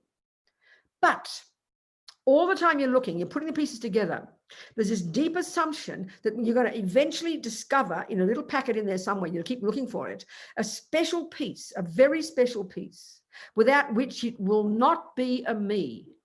And that piece is actually called me, called I, with a capital letter, called self. Now, Christians call that a soul. The Hindus say there is one of those, and it is called an Atman. The Greeks call it an essence. We instinctively in our modern culture don't know what we call it, but we think there is something like that. In other words, we believe right now, once all the pieces are together, we do believe that we could locate the ear, the nose, the eye, all the bits, and you put little piles of body, piles of mind. We believe absolutely implicitly that when we end up with all the thousands of piles, if you deconstruct and go the reverse direction and send me back to the IKEA because you're not happy with the package, we believe you're going to find, when you put all the bits back, all the muscles back, all the tendons back, all the bits of eye back, because there's too much anger, maybe too much jealousy. So you put all these bits back in the box. You're convinced if you keep putting the pieces back, you'll end up with this special piece, maybe about here. There's like a mini me, like the little me, without which there won't be a me. This is what we believe in implicitly, and our language expresses it. Buddha says, don't be silly. You don't need one of them. The bits do fine on their own. This is a very shocking concept to us. It's the same for the bigger picture of the entire universe. The same philosophy. We think there's a boss there running the show called a creator. Buddha says, don't be ridiculous. Of course you don't need one of them. Buddha agrees as a superior being. Buddha agrees in infinite wisdom, infinite compassion, infinite love. That's called a Buddha. But they're not a creator, baby, and we can all become one. You don't need a boss to run the universe, and you don't need a boss in here. If you want a boss, it's called intention, which is the thought, I will. If you want a boss, it's called volition, and that's in your mind. So what we've got to do is do the analysis to prove to ourselves that there isn't an intrinsic little separate piece called me, without which you won't be me, and that you don't need it. The parts do fine on their own, producing your happiness and producing your suffering. So we've got to prove that to ourselves, with much logic, much precision, much analysis, until one day the penny drops. So one of the arguments, does it sound so silly to us? They say that if something exists, it's got to be one thing, or it's got to be more than one thing. You've got to be able to point it out. So this is a simple example. I'll tell you, I'll use the same example. I often do this. I'll say the statement, I have a thermos and a tissue. Now, as anybody speaks, what we're doing, all of us, isn't it, is we're checking to see what their words are saying. And we're checking, if I say something as simple as I've got a thermos and an elephant, and you'll quickly see poor Robina's a bit deluded. She hasn't got an elephant there. You'll see no elephant, but you'll see that's true. Now, the point is this: if this is a true statement, we have to prove it. So that means you've got to what to do. You've got to point out three things, don't you? So I said three things, three nouns. I, that's a pronoun. You've got to point out an I that isn't a thermos and isn't a tissue. That's pretty clear. Then you've got to point out a thing called a tissue that isn't an I and isn't a thermos. And then you point out the thermos that isn't an I and isn't a tissue. That's pretty clear. You've just proved there are three thoughts, three nouns coming out of my mind: I, thermos, tissue, and I have a possession. You know the meaning of the word I have. Then you check it with your eyes and then your mind, your mental consciousness. You check that it's true, and you'll tick the box. She just spoke the truth, and the truth is proven by pointing out. And this is the point here: three separate, independent things. Separate means they're separate, quite simple, and independent is more nuanced. There's many meanings of independent in Buddhist philosophy, in life. And this is a really major thing to understand. So there's many levels of the way things depend upon each other. So here it's very clear and very simple. There's neither any relationship independently of these three with each other, and they're separate. That's a simple example which can easily be proven. Now we'll get more nuanced, okay? And I'll tell you another statement, and I will say I have an ear and a nose. Now, you can quickly prove that's true without analysis. You look over here, you hear me say those words, you know what an ear is, you know what eye means, and you know what a nose is. And you'll prove that it's true without analysis. But the Buddha says we've got to do analysis, because in that statement, we have already imbued it with a lie. So we prove it. If that's a true statement, just like the previous one, you have to be able to point out three separate things. Now, let's see if we can do that. Well, there's the ear. It's easy. There's the ear. And we know it's not a nose. That means they're separate. And it also means they're independent. They're not dependent. And no, my ear does not need a nose to hear something. My nose does not need an ear to blow snot. This is simply true in the simplest sense. Fact. So they're independent and they're separate. That's easy.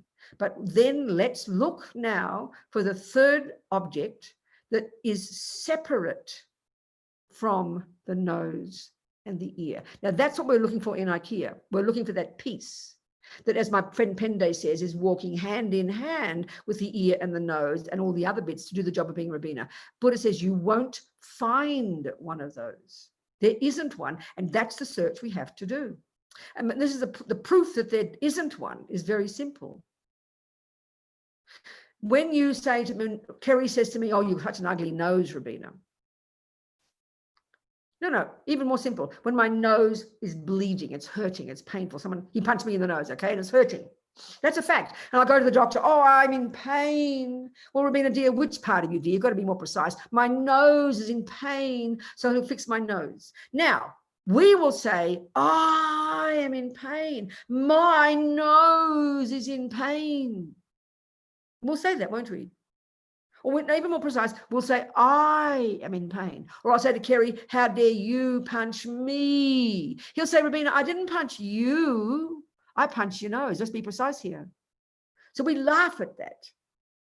So one mistake we make is that we think there's an I in there, like I said before, in the IKEA box. That's the owner of the other parts. It's the boss part.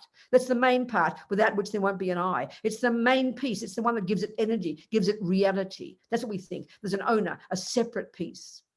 An I that owns the nose, and an I that owns the ear, and an I that owns the pee-pee and the caca and the elbow and the anger and the love. That's how we talk. Now, the other mistake we make, and we go between these two mistakes, is when Kerry says, no, I didn't insult you, I insulted your nose. Well, that's me, Kerry. We'll think the nose is the me. We'll think all the parts are the me. Well, both of those are incorrect, and we have to do logic to disprove both of those assumptions. One, that there is a separate little piece that runs the show, or two, that all of me is somehow me. So an argument for the second one, as Lama Zopa says, you know, the name, no, that's not the right one. So the first one, we can quickly prove there's no need for a separate I, and there can't be, because you listen. when the nose is hurt, you know the ear is fine.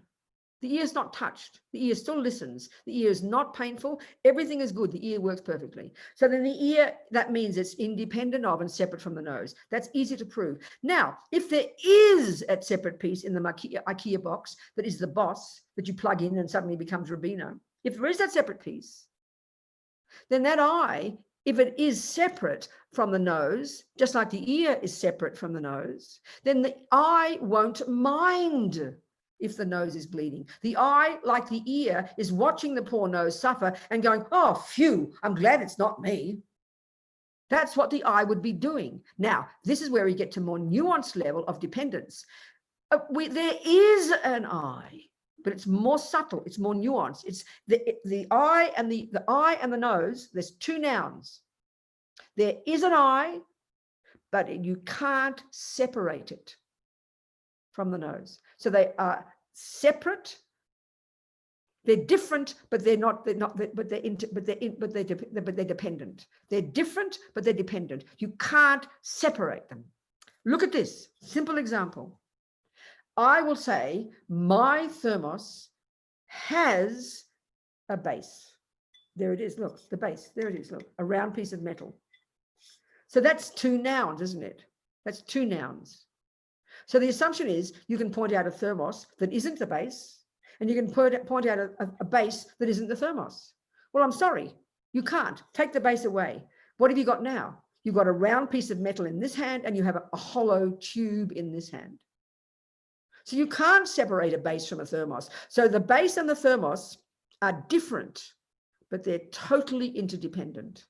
You can't have one without the other. So all the parts of Robina are there, and an eye is there, but not in the simple way of being able to point it out as separate and independent. You can't do that. So it's more subtle. And that's what we've got to squeeze our brains to get. Because we say the words, I'm in pain, and it's the truth, I am in pain. But then the doctor has to know which bit.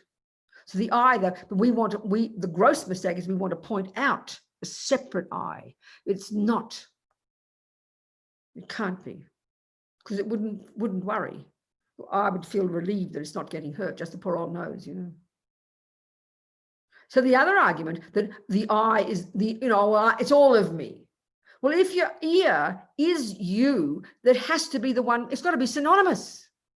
It's got to be synonymous. You can't have it both ways. That means there can only be one phenomenon, one. But then you say your nose is your eye, and your knee is your eye, and your anger is your eye. Well, as many bits of you've got as many eyes you've got, which is absurd, plainly. But even more simple than that. If the eye, if the nose is the eye, and the ear is the eye, and the head is the eye, then why would you say, I have a nose? It's absurd. You'd say nose has a nose, I have an eye. Redundant.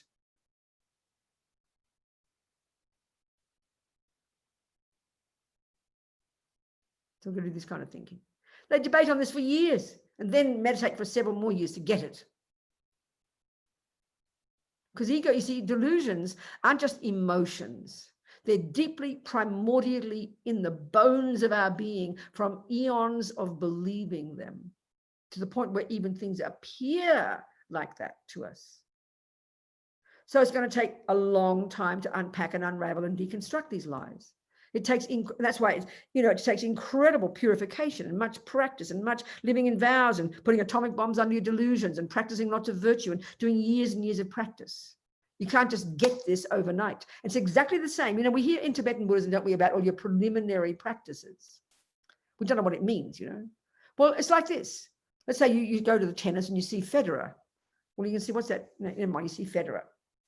And you can't believe, I'd love to play tennis like that. And there you are, you're kind of like, you're overweight, you've got no muscle tone and no idea what tennis is, nothing about anything. And you go to Federer and say, please, Roger, please show me how to play tennis. How to do that wonderful backhand. How to realize emptiness, in other words. How to do that brilliant backhand and win Wimbledon. How can I realize emptiness, which is like Wimbledon? Well, what will he tell you first? He'll say, well, I need you to go home and I want you to go to university and learn all the tennis things. And I need you to go to jogging and get fit and get this kind of muscle tone and do that for quite a while and go in nutrition and do millions of joggings and ride on a bike and do this and that for several years, or even a little bit. And then you can come and then we can begin. They're the preliminary practices. Of course, you need the preliminary practices of jogging and diet, because if you suddenly leap on the court and try and win Wimbledon with, suddenly leap on the court and try and play Federer, he'll smash you in one piece and you'll collapse. Well, if you try to leap into realizing emptiness without doing some previous work, which is what? Pulling out the weeds, doing lots of practice, living in vows, purification, understanding your mind, getting concentration, ripping away the other delusions, and then getting bodhicitta, then you're qualified. They're all the preliminary practices, if you like, to get to the point where you can start to understand emptiness,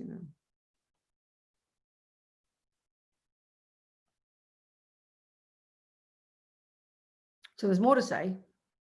Just to understand this word emptiness. This confuses us utterly.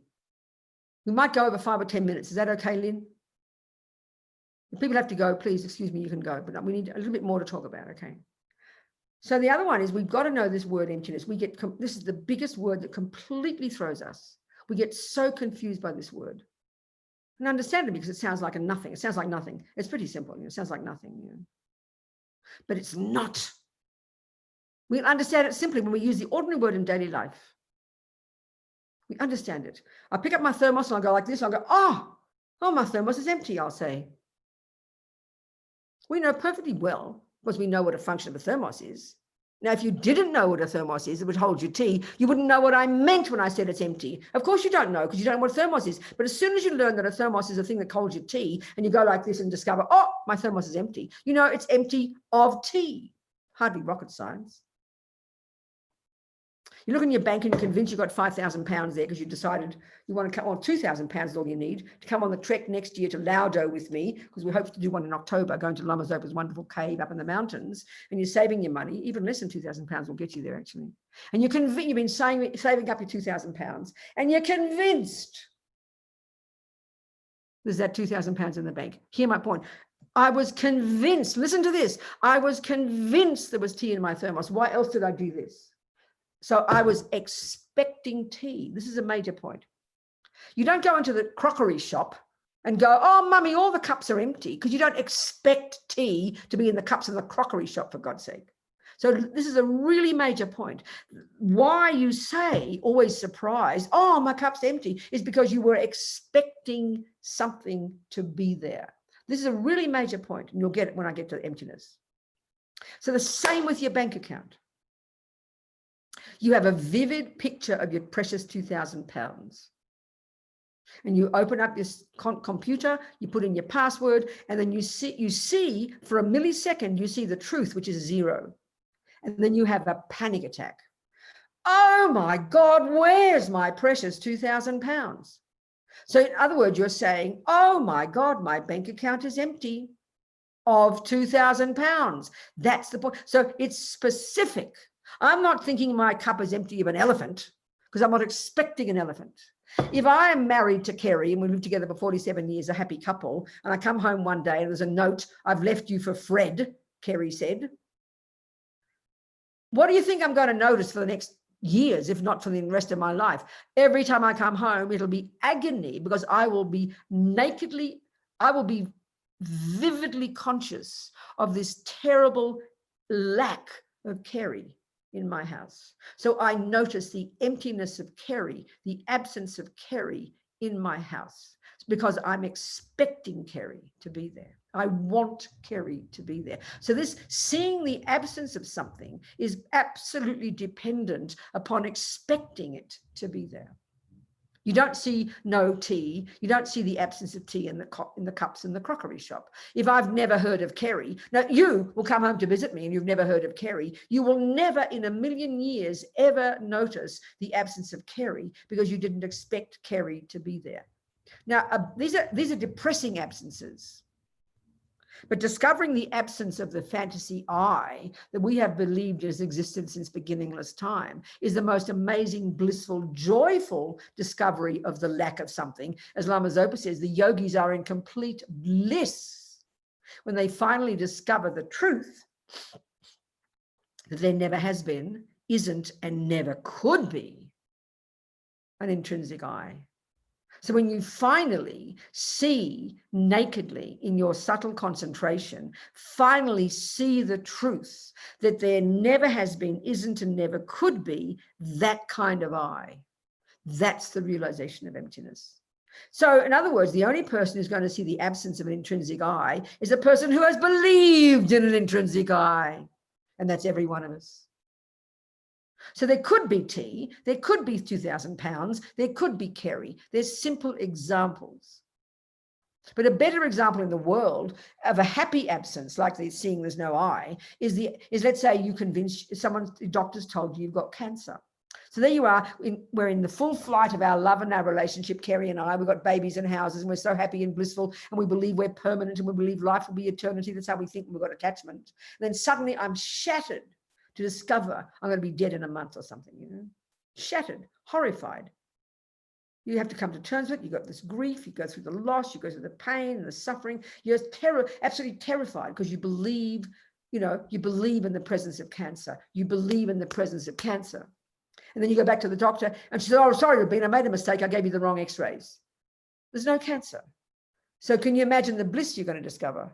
That the cancer you thought was there isn't. So that is that second you see those, you hear the doctor's words, and the second you see the x-ray, you just realized the specific thought of the absence of cancer. Now that's a very joyful emptiness. So in other words, emptiness is emptiness of something. It's not just nothing. So a good example here is the dollars one. I like that. So or the pounds. So when I go to the bank account, I don't have any expectations. Kerry says, please look at my bank account and see what's there. I have no expectations. So I see the truth, which is in fact 0 pounds. Now that's nihilism. That means there's no pounds. That's nihilism, but it's still a truth here. In this case, it's a truth. Don't get confused. There is a truth here. There's no I. There's no pounds. But Kerry, because he expects 2,000 pounds, he doesn't, this is the point, he doesn't see, he sees for an instant the 0, but what appears in his mind is the absence of 2,000 pounds. So the phenomenon that I cognize is called no pounds. The phenomenon he cognizes is called the emptiness of 2,000 pounds. They're two different phenomena. So therefore, recognizing the absence of the I you thought was there is not the same as recognizing there's no I. Now, as His Holiness says,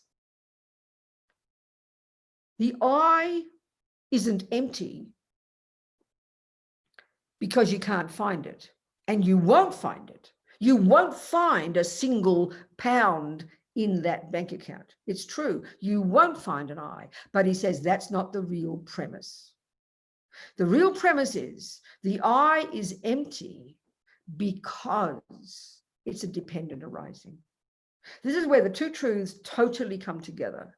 When we are in the right track, right now we're in the wrong views and we're going away from each other. You know, every time we hear there is no I from its own side, we can't hear the reality. What we hear is, oh my God, there's no I. And we fall, as Tsongkhapa says, we fall into the abyss of the great mistake. And this is the commonest understanding in the universe about emptiness. It's a complete misconception. It's the main mistake to make. And then as soon as we hear that there is an I that does exist in dependence upon causes and parts and everything else, then we over-exaggerate the I, we over-exaggerate its status and see it as permanent and solid and real. And we'll go, oh, thank God there is an I after all. Grasp. We run between these two wrong views like drunken sailors 1,000 times a day. So we've got to do some inner work to really get past that. So when we're on the right track, as Courtin says, as Nagarjuna says, as you know, Tsongkhapa says, we're on the right track when every time we hear there is no I that doesn't depend on something. There can't be. Then when we hear that, we'll go, oh, that means it's a dependent arising. And every time we hear there is an I that does depend on something, we will go, that means it's empty. Now we're moving towards the middle way. And the middle way is when you're finally a Buddha and you finally cognize these two simultaneously. Even the greatest yogis, still in their meditation, they cognize emptiness, ultimate reality. And when they're in their daily life, they cognize the conventional reality. But they don't get confused. They see the emptiness, and then when in their daily life they see the cup still, nevertheless, it's got no intrinsic nature, but nevertheless it still functions to hold my tea. So they get these and they're not fooled. But the Buddha only, finally, when we cut all the obstacles from the mind, we finally see these two simultaneously. That's the real meaning of middle way.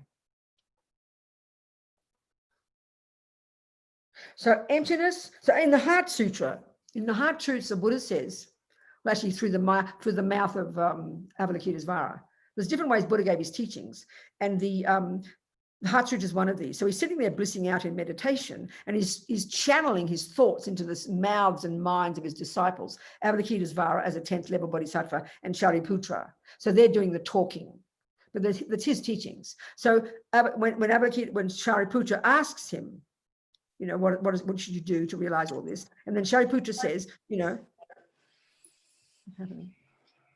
one of the things Shariputra, he begins to go, the whole is there somebody unmuted?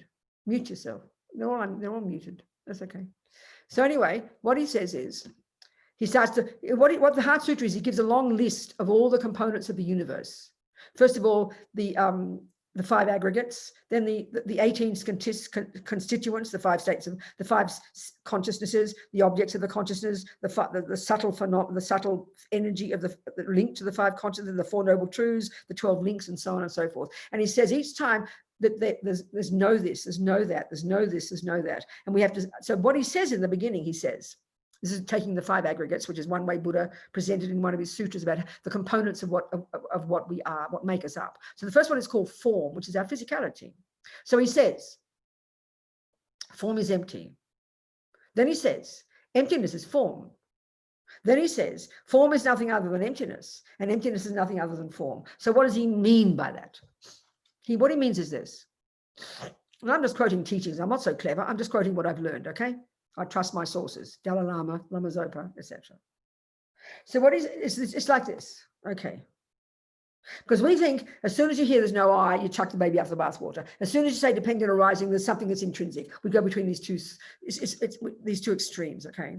But this is the point. Think something really simple. This cup is black, right? We know that one is called a thermos. It's a thermos, and we know there's another thing here called black. So black, the color black, we know is a component of this thermos. So we know that. So one, we will say thermos is black. We'll say that. Then we'll say wherever there's black, in this case, there is thermos. Thermos is nothing other than black, and black is nothing other than thermos, because we know that black is a characteristic of a thermos. Now, if I just say there is black, oh, there's black. Well, honey, you've got to have a thing that has black as a characteristic. You can't just say there is black. You've got to point out a phenomenon called a thermos that has the characteristic of black. So in that sense, you can't separate thermos from black, and you cannot separate black from thermos. We get that. Now, form is emptiness, meaning what? Well, there's a thing called body, the form, and it happens to have it has a characteristic of lacking. So emptiness of intrinsic nature isn't an abstract idea. Emptiness of intrinsic nature is a characteristic of something that exists, just like black is a characteristic of a something that exists. So emptiness of inherent existence, wherever there is a form, there will be right there on that form the characteristic of emptiness of form, intrinsic form. You can't find emptiness of intrinsic form without a form. You can't find black without a thermos. So emptiness of intrinsic existence, or whatever the terms are, is a characteristic of whatever exists, just like black is a characteristic of things that possess black. But we hear it as an isolated thing out there called nothingness, which is just idiotic, completely idiotic. So wherever there is form, you will find right there on that form, as Lama Zopa says, the characteristic called absence of intrinsic existence. And then you'll find the next one, feeling. Wherever you find feeling, you will find right there on that feeling, it possesses the characteristic called emptiness of intrinsic feeling. And everything that exists is like that. Wherever you find a conventional lamp, you will find the absence of intrinsic lamp right there on the lamp. Wherever you find a computer, you will find the conventional computer, and right there on that, you will find the absence of intrinsic computer. Everything in the universe is like that. So that guarantees you can never fall into the abyss of the great mistake, because where you find emptiness of intrinsic computer, right there you will find the conventional computer. So you have to have a computer first that lacks intrinsic computer. But the point is, even as we say the word computer, we're always already exaggerating it. So we'll finish with this thought. Then maybe have some questions before you go. So as Lama Zopa says, when we have realized the emptiness of the computer, the I, the lamp, the PP, the kaka, whatever it is you're positing, when we have realized the emptiness of intrinsic nature of that phenomenon, it's as if there is no phenomenon. But ultimately, conventionally, there is a computer. There is an I, there is a thermos, there is a lamp, but it's so subtle, it's as if it's not a lamp. It's as if it isn't a mug. It is as if it isn't a computer. It is as if it is not an I. So these seem like demented, but this is the yogi's experience. But so the conventional one is affirming there is an I, but not for its own side. And that there isn't an intrinsic I, or there isn't an intrinsic I, but it tells us that there is an I that functions, but you can't find it. So these two are really subtle, really nuanced. And it's just a question of listening carefully, getting the words right, so then slowly we'll put meat on the bones and start to get the realization, you know. So now you can ask me some questions, if you'd like. Nobody? Don't have to have.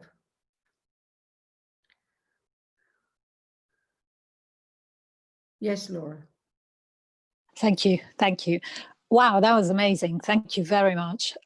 So my question is this.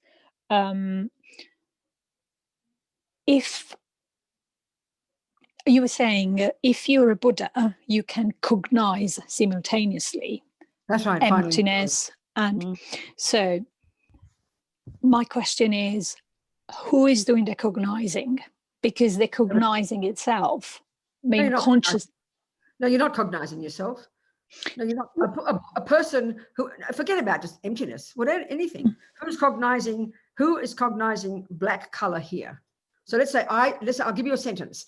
I see black thermos. So speaking simple language without complicated, without being fancy, who is cognizing that black thermos?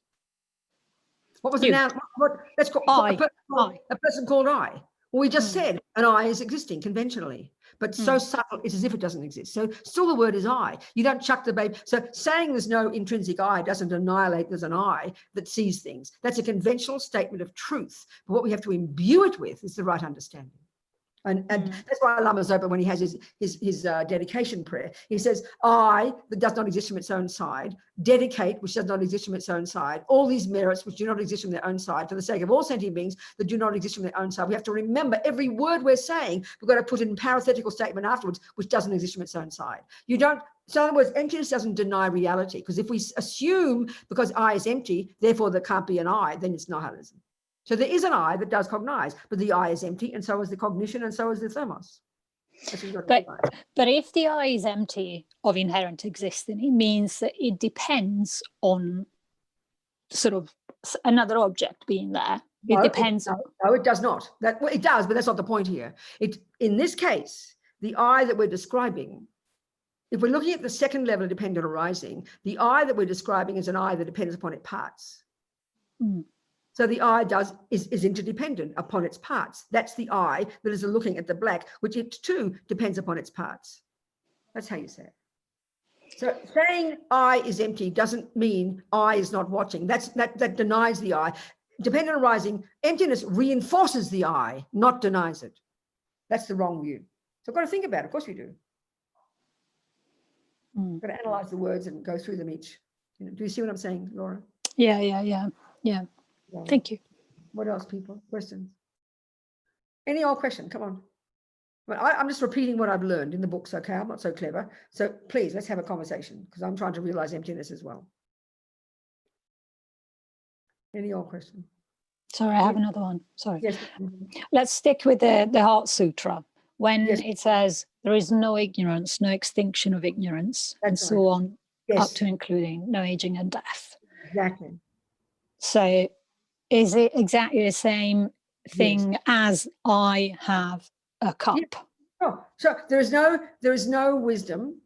So there is no, spell it out. It's saying there. Okay. Now, first of all, the Heart Sutra is expressing the appearance in the mind of a yogi realizing emptiness. So quite literally there, when you're at the level of subtle mind, and you're not, there's no conceptuality and there's no sensory consciousness, so you're only at the level of subtle perception, you are literally only cognizing the absence of something. That's explicit in the Heart Sutra. But if we talk about it in general terms, if you say there is no wisdom, what you spell it out will say there is no wisdom that doesn't exist, there is no wisdom that isn't dependent arising. There is no experience, there is no wisdom, you have to spell it out like that. There is no form that doesn't exist in dependence upon conditions. There is no I consciousness that doesn't depend upon conditions. You have to spell it out. That's the way you got to, that's why Lama spells it out in the dedication prayer. The I that doesn't exist from its own side. Dedicates which doesn't exist from its own side. The merits which don't exist from their own side. Everything we state, every word we say, every noun we state, every action we state, every event we state doesn't have an intrinsic nature. But we summarize it as speaking normal language, but we have to implicitly it's saying that doesn't exist from its own side, that is dependent arising, that is empty of inherent existence. I'll get used to thinking that. So if you think in dualistic term, like if we say there is no black without a white, there is no white without black.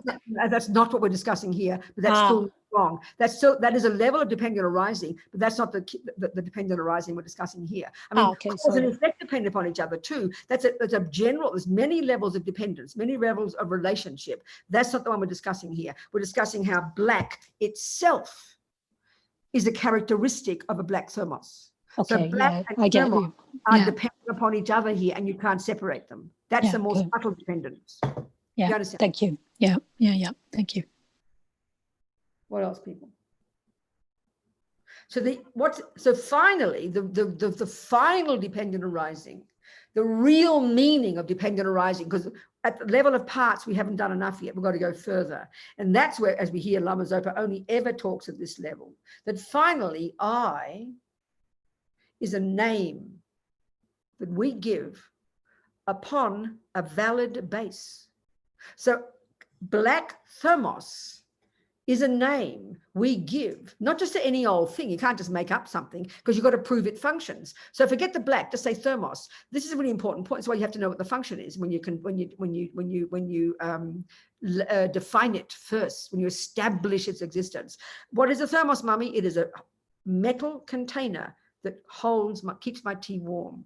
So when you've realized the emptiness of the thermos, you realize there's no thermos. That first of all, that thermos, this is the final one, is a label we give to the valid base, which is indeed a flat bottom metal container. But the real point of thermos here is that it's finally dependent upon my mind establishing and cognizing and believing in that definition. So then the thermos depends upon my mind cognizing it like that. Lama Zopa gives such a simple example, you know. There's this new book coming out now. We're doing a fundraiser for it. Lama Zopa asked me a couple of years ago to do this, put all together his hundreds of letters to prisoners. So we put it together as a book. And Rinpoche labeled it. So it's Nick published it, Lama Yeshe with my archive. Then I edited it and we're putting it fundraise. We're doing an email address. Maybe I'll ask Kerry if we can use your email address. Can we? To send it to all your folks, just to raise money for the prison project.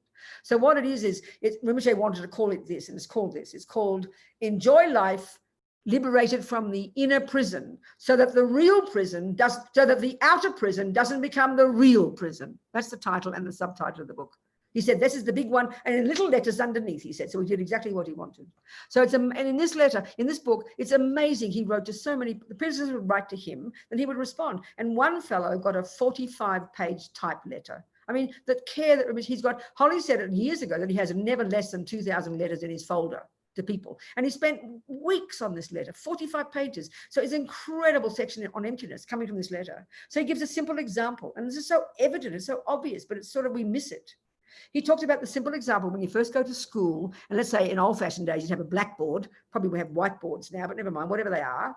And then the teacher wrote this shape on the deck. She wrote two shapes like this with a little horizontal line. And she said, this is called A. Now, you didn't know it was A before. I mean, I've got over my wall here across from me a beautiful calligraphy mantra of writing of Om Mani Padme Hum. Now, I've never learned Tibetan. And even now, even though I've seen this 1,000 times, my mind is thick as a post, and I still just see pretty shapes because I don't know the meaning of those letters because I haven't learned it. So I see pretty shapes. That's all I see. That's like me walking down with my Justin, my nephew, and seeing just boring shapes in that garden because I didn't know how to label what I saw. So what appeared to me was through the thickness of my ignorance. What appears to me here is the thickness of my ignorance, pretty shapes. So when my teacher tells me that's A, and then what happens is this, you didn't know it was A first. So that means you now impute that meaning on that shape. But because we've got ego, because we have ignorance, the second time you see it, you've remembered it. And already you've forgotten that you called it A. You imputed that word on that shape, but already you forget, and now you think the A has coming from that shape. That's how we label everything, and that's a lie. That's the subtlest lie. Everything in the universe, from Buddha to a hell being, is merely labeled. But then we think, oh, it's just a label. What's the point? But you know, that's the point. The yogis in their meditation have realized this. Then they come out into their life and they bop around and they see lamps and toilets and cups and computers. They don't believe that it's got an intrinsic nature. They know it's coming from their mind, but nevertheless, my cup still holds my tea. So function of tea, of a thermos, function of a Buddha, function of a hell being is not denied by emptiness. It is reinforced by emptiness. This is how you put the two truths together. But the final meaning is everything is merely labeled. We make up the entire universe. But that doesn't mean you can just call anything, anything. That's why you have to first establish the existence of a thermos. Exactly. It's a metal, flat-bottomed metal container that keeps my tea warm. You prove it, you check there's no other valid cognition, and then you begin to understand how it exists. And as Lama Zopa says, when you realize the emptiness of the cup, it's as if there's no cup, the thermos, but then there is. But it's so subtle, it's as if it doesn't exist. But the real point is, no matter, it's so subtle, but it will keep your tea warm. Function is never denied by emptiness. Function is reinforced by emptiness. That's the two truths together. You know? Maybe that's enough to finish on. What do you think? And so the point of this one is when the penny drops to this one, not as intellectually like us clever people in the West, not intellectual. We can say it all. I can say all these clever words, but the penny has to drop in experientially. And that's the paradigm shift our mind has to make. Then that second, the first second of your non-conceptual direct perception of this truth, that second, you cut the root of all of samsara. You've got way more work to do, but you can never fall back after that second. As I said before, you can even lose bodhicitta. You cannot lose this.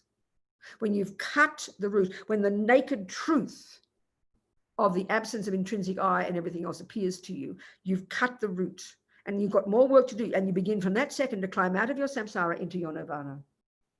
That's the point. That's the one we've never done. That's the beginning of liberation. So we should be so excited, so happy. So keep doing the work. Junior school, control your body and speech, live in vows, purify your mind. Go to the next one, get shamatha, learn low rig, understand the mind, get the map, unpack and unravel your mind. Go to bodhicitta, get bodhicitta, go to the 6 perfections, do your concentration, do your emptiness. And it is logical, you will become a Buddha. It's doable, it's all there. And millions of people have done it and proved it. So just one step at a time, babies. Okay? We delight in this hour and a half, hour and 3/4 or 2 hours, whatever, hour and a half we've done, okay? Thank you, precious people. So Jang Chub, Semtok Rinpoche, Ma Ke Panam Ke Guchig, Ke Panyampa, Me Thank you so Payam, much. Gong Ne Gong Du, Pelba Sho. And we never develop. So that's the second one. Where's no, don't do the prayers. Take it off. I'll just say them in words. I'll say them in words and you put them into your heart, the meaning, okay? So I just sang that one. May bodhicitta, this amazing aspiration, like I said, this shift in the mind that really, and it's a long way to go, but we aspire. Where we only think of others, where our mind is so stupendous, so huge, so amazing, so vast. Delusions have gone, you know, ridiculous. This nonsense is gone. So there's only space for massive courage, massive empathy, massive love, massive enthusiasm. Think that. May that grow and grow in the hearts of all. Then this wisdom, this amazing, blissful wisdom, unbelievable. There's no room for rubbish for that either. I mean, these two wings together, we perfect them. Because wisdom is knowing, compassion is wanting to help others. Wisdom is knowing how. God needs two wings. Compassion is not enough, as Holiness says. You need wisdom. So we made wisdom grow and grow in the hearts of all. And maybe as we're here, listening to Lama Tsongkhapa's teachings, you know, he's our lineage Lama. If we are students of this, this is our tradition. Or even if it's not, we just think maybe nourish all these views, nourish his understanding so we can grow and grow and grow, never giving up. This is our natural potential. This is our natural potential to achieve all this, one step at a time. And all these seeds we've planted, this hour and 2 hours and a bit, no thought has gone astray. No thought can go astray. They all go in. So we're going to nourish these thousands of seeds we've planted, continuing every second with our practice. Nourish them, grow them. Why? So when the result does come, our Buddhahood, we remember our motivation. We did this for the sake of sentient beings. So we're going to give away it all to sentient beings. That's the point. That's what dedication is. We have a happy mind and be very delighted. And I delight in Jamyang Leads and the work you're doing. Keep going. And thank you all you people everywhere, wherever you are. And much love, and I'll see you sometime again. Thank you so much, Venerable. I appreciate all your time. And please come back to Leeds and teach for us online or in person whenever you can. Thank you so much for your inspiration. You have to invite, then I'll come. I'll say yes. I'm a cheap date. I'll say yes to everyone. Great. I'll put in the chat there if people want to donate for the Liberation Prison Project new book, to donate to Leeds site, and then we'll pass it to you somehow. We'll yes, no, wait a minute. The book is going to come, and the book, it's wonderful. That's really good in advance. But the book is going to, the website will come out in a couple of days. So then you can send the website to your mailing list. It's best, and then it shows you where to do it. Okay, great. We'll do that then instead. It's wonderful. It's just an amazing book, and we decided we'd do it as a fundraiser. Yeah. So I'll send you the mailing list. That's wonderful. Super. Thank you, precious people. Much love to you all. Thank you. Thank you. Thank you, Thank Venerable. you so much. Bye.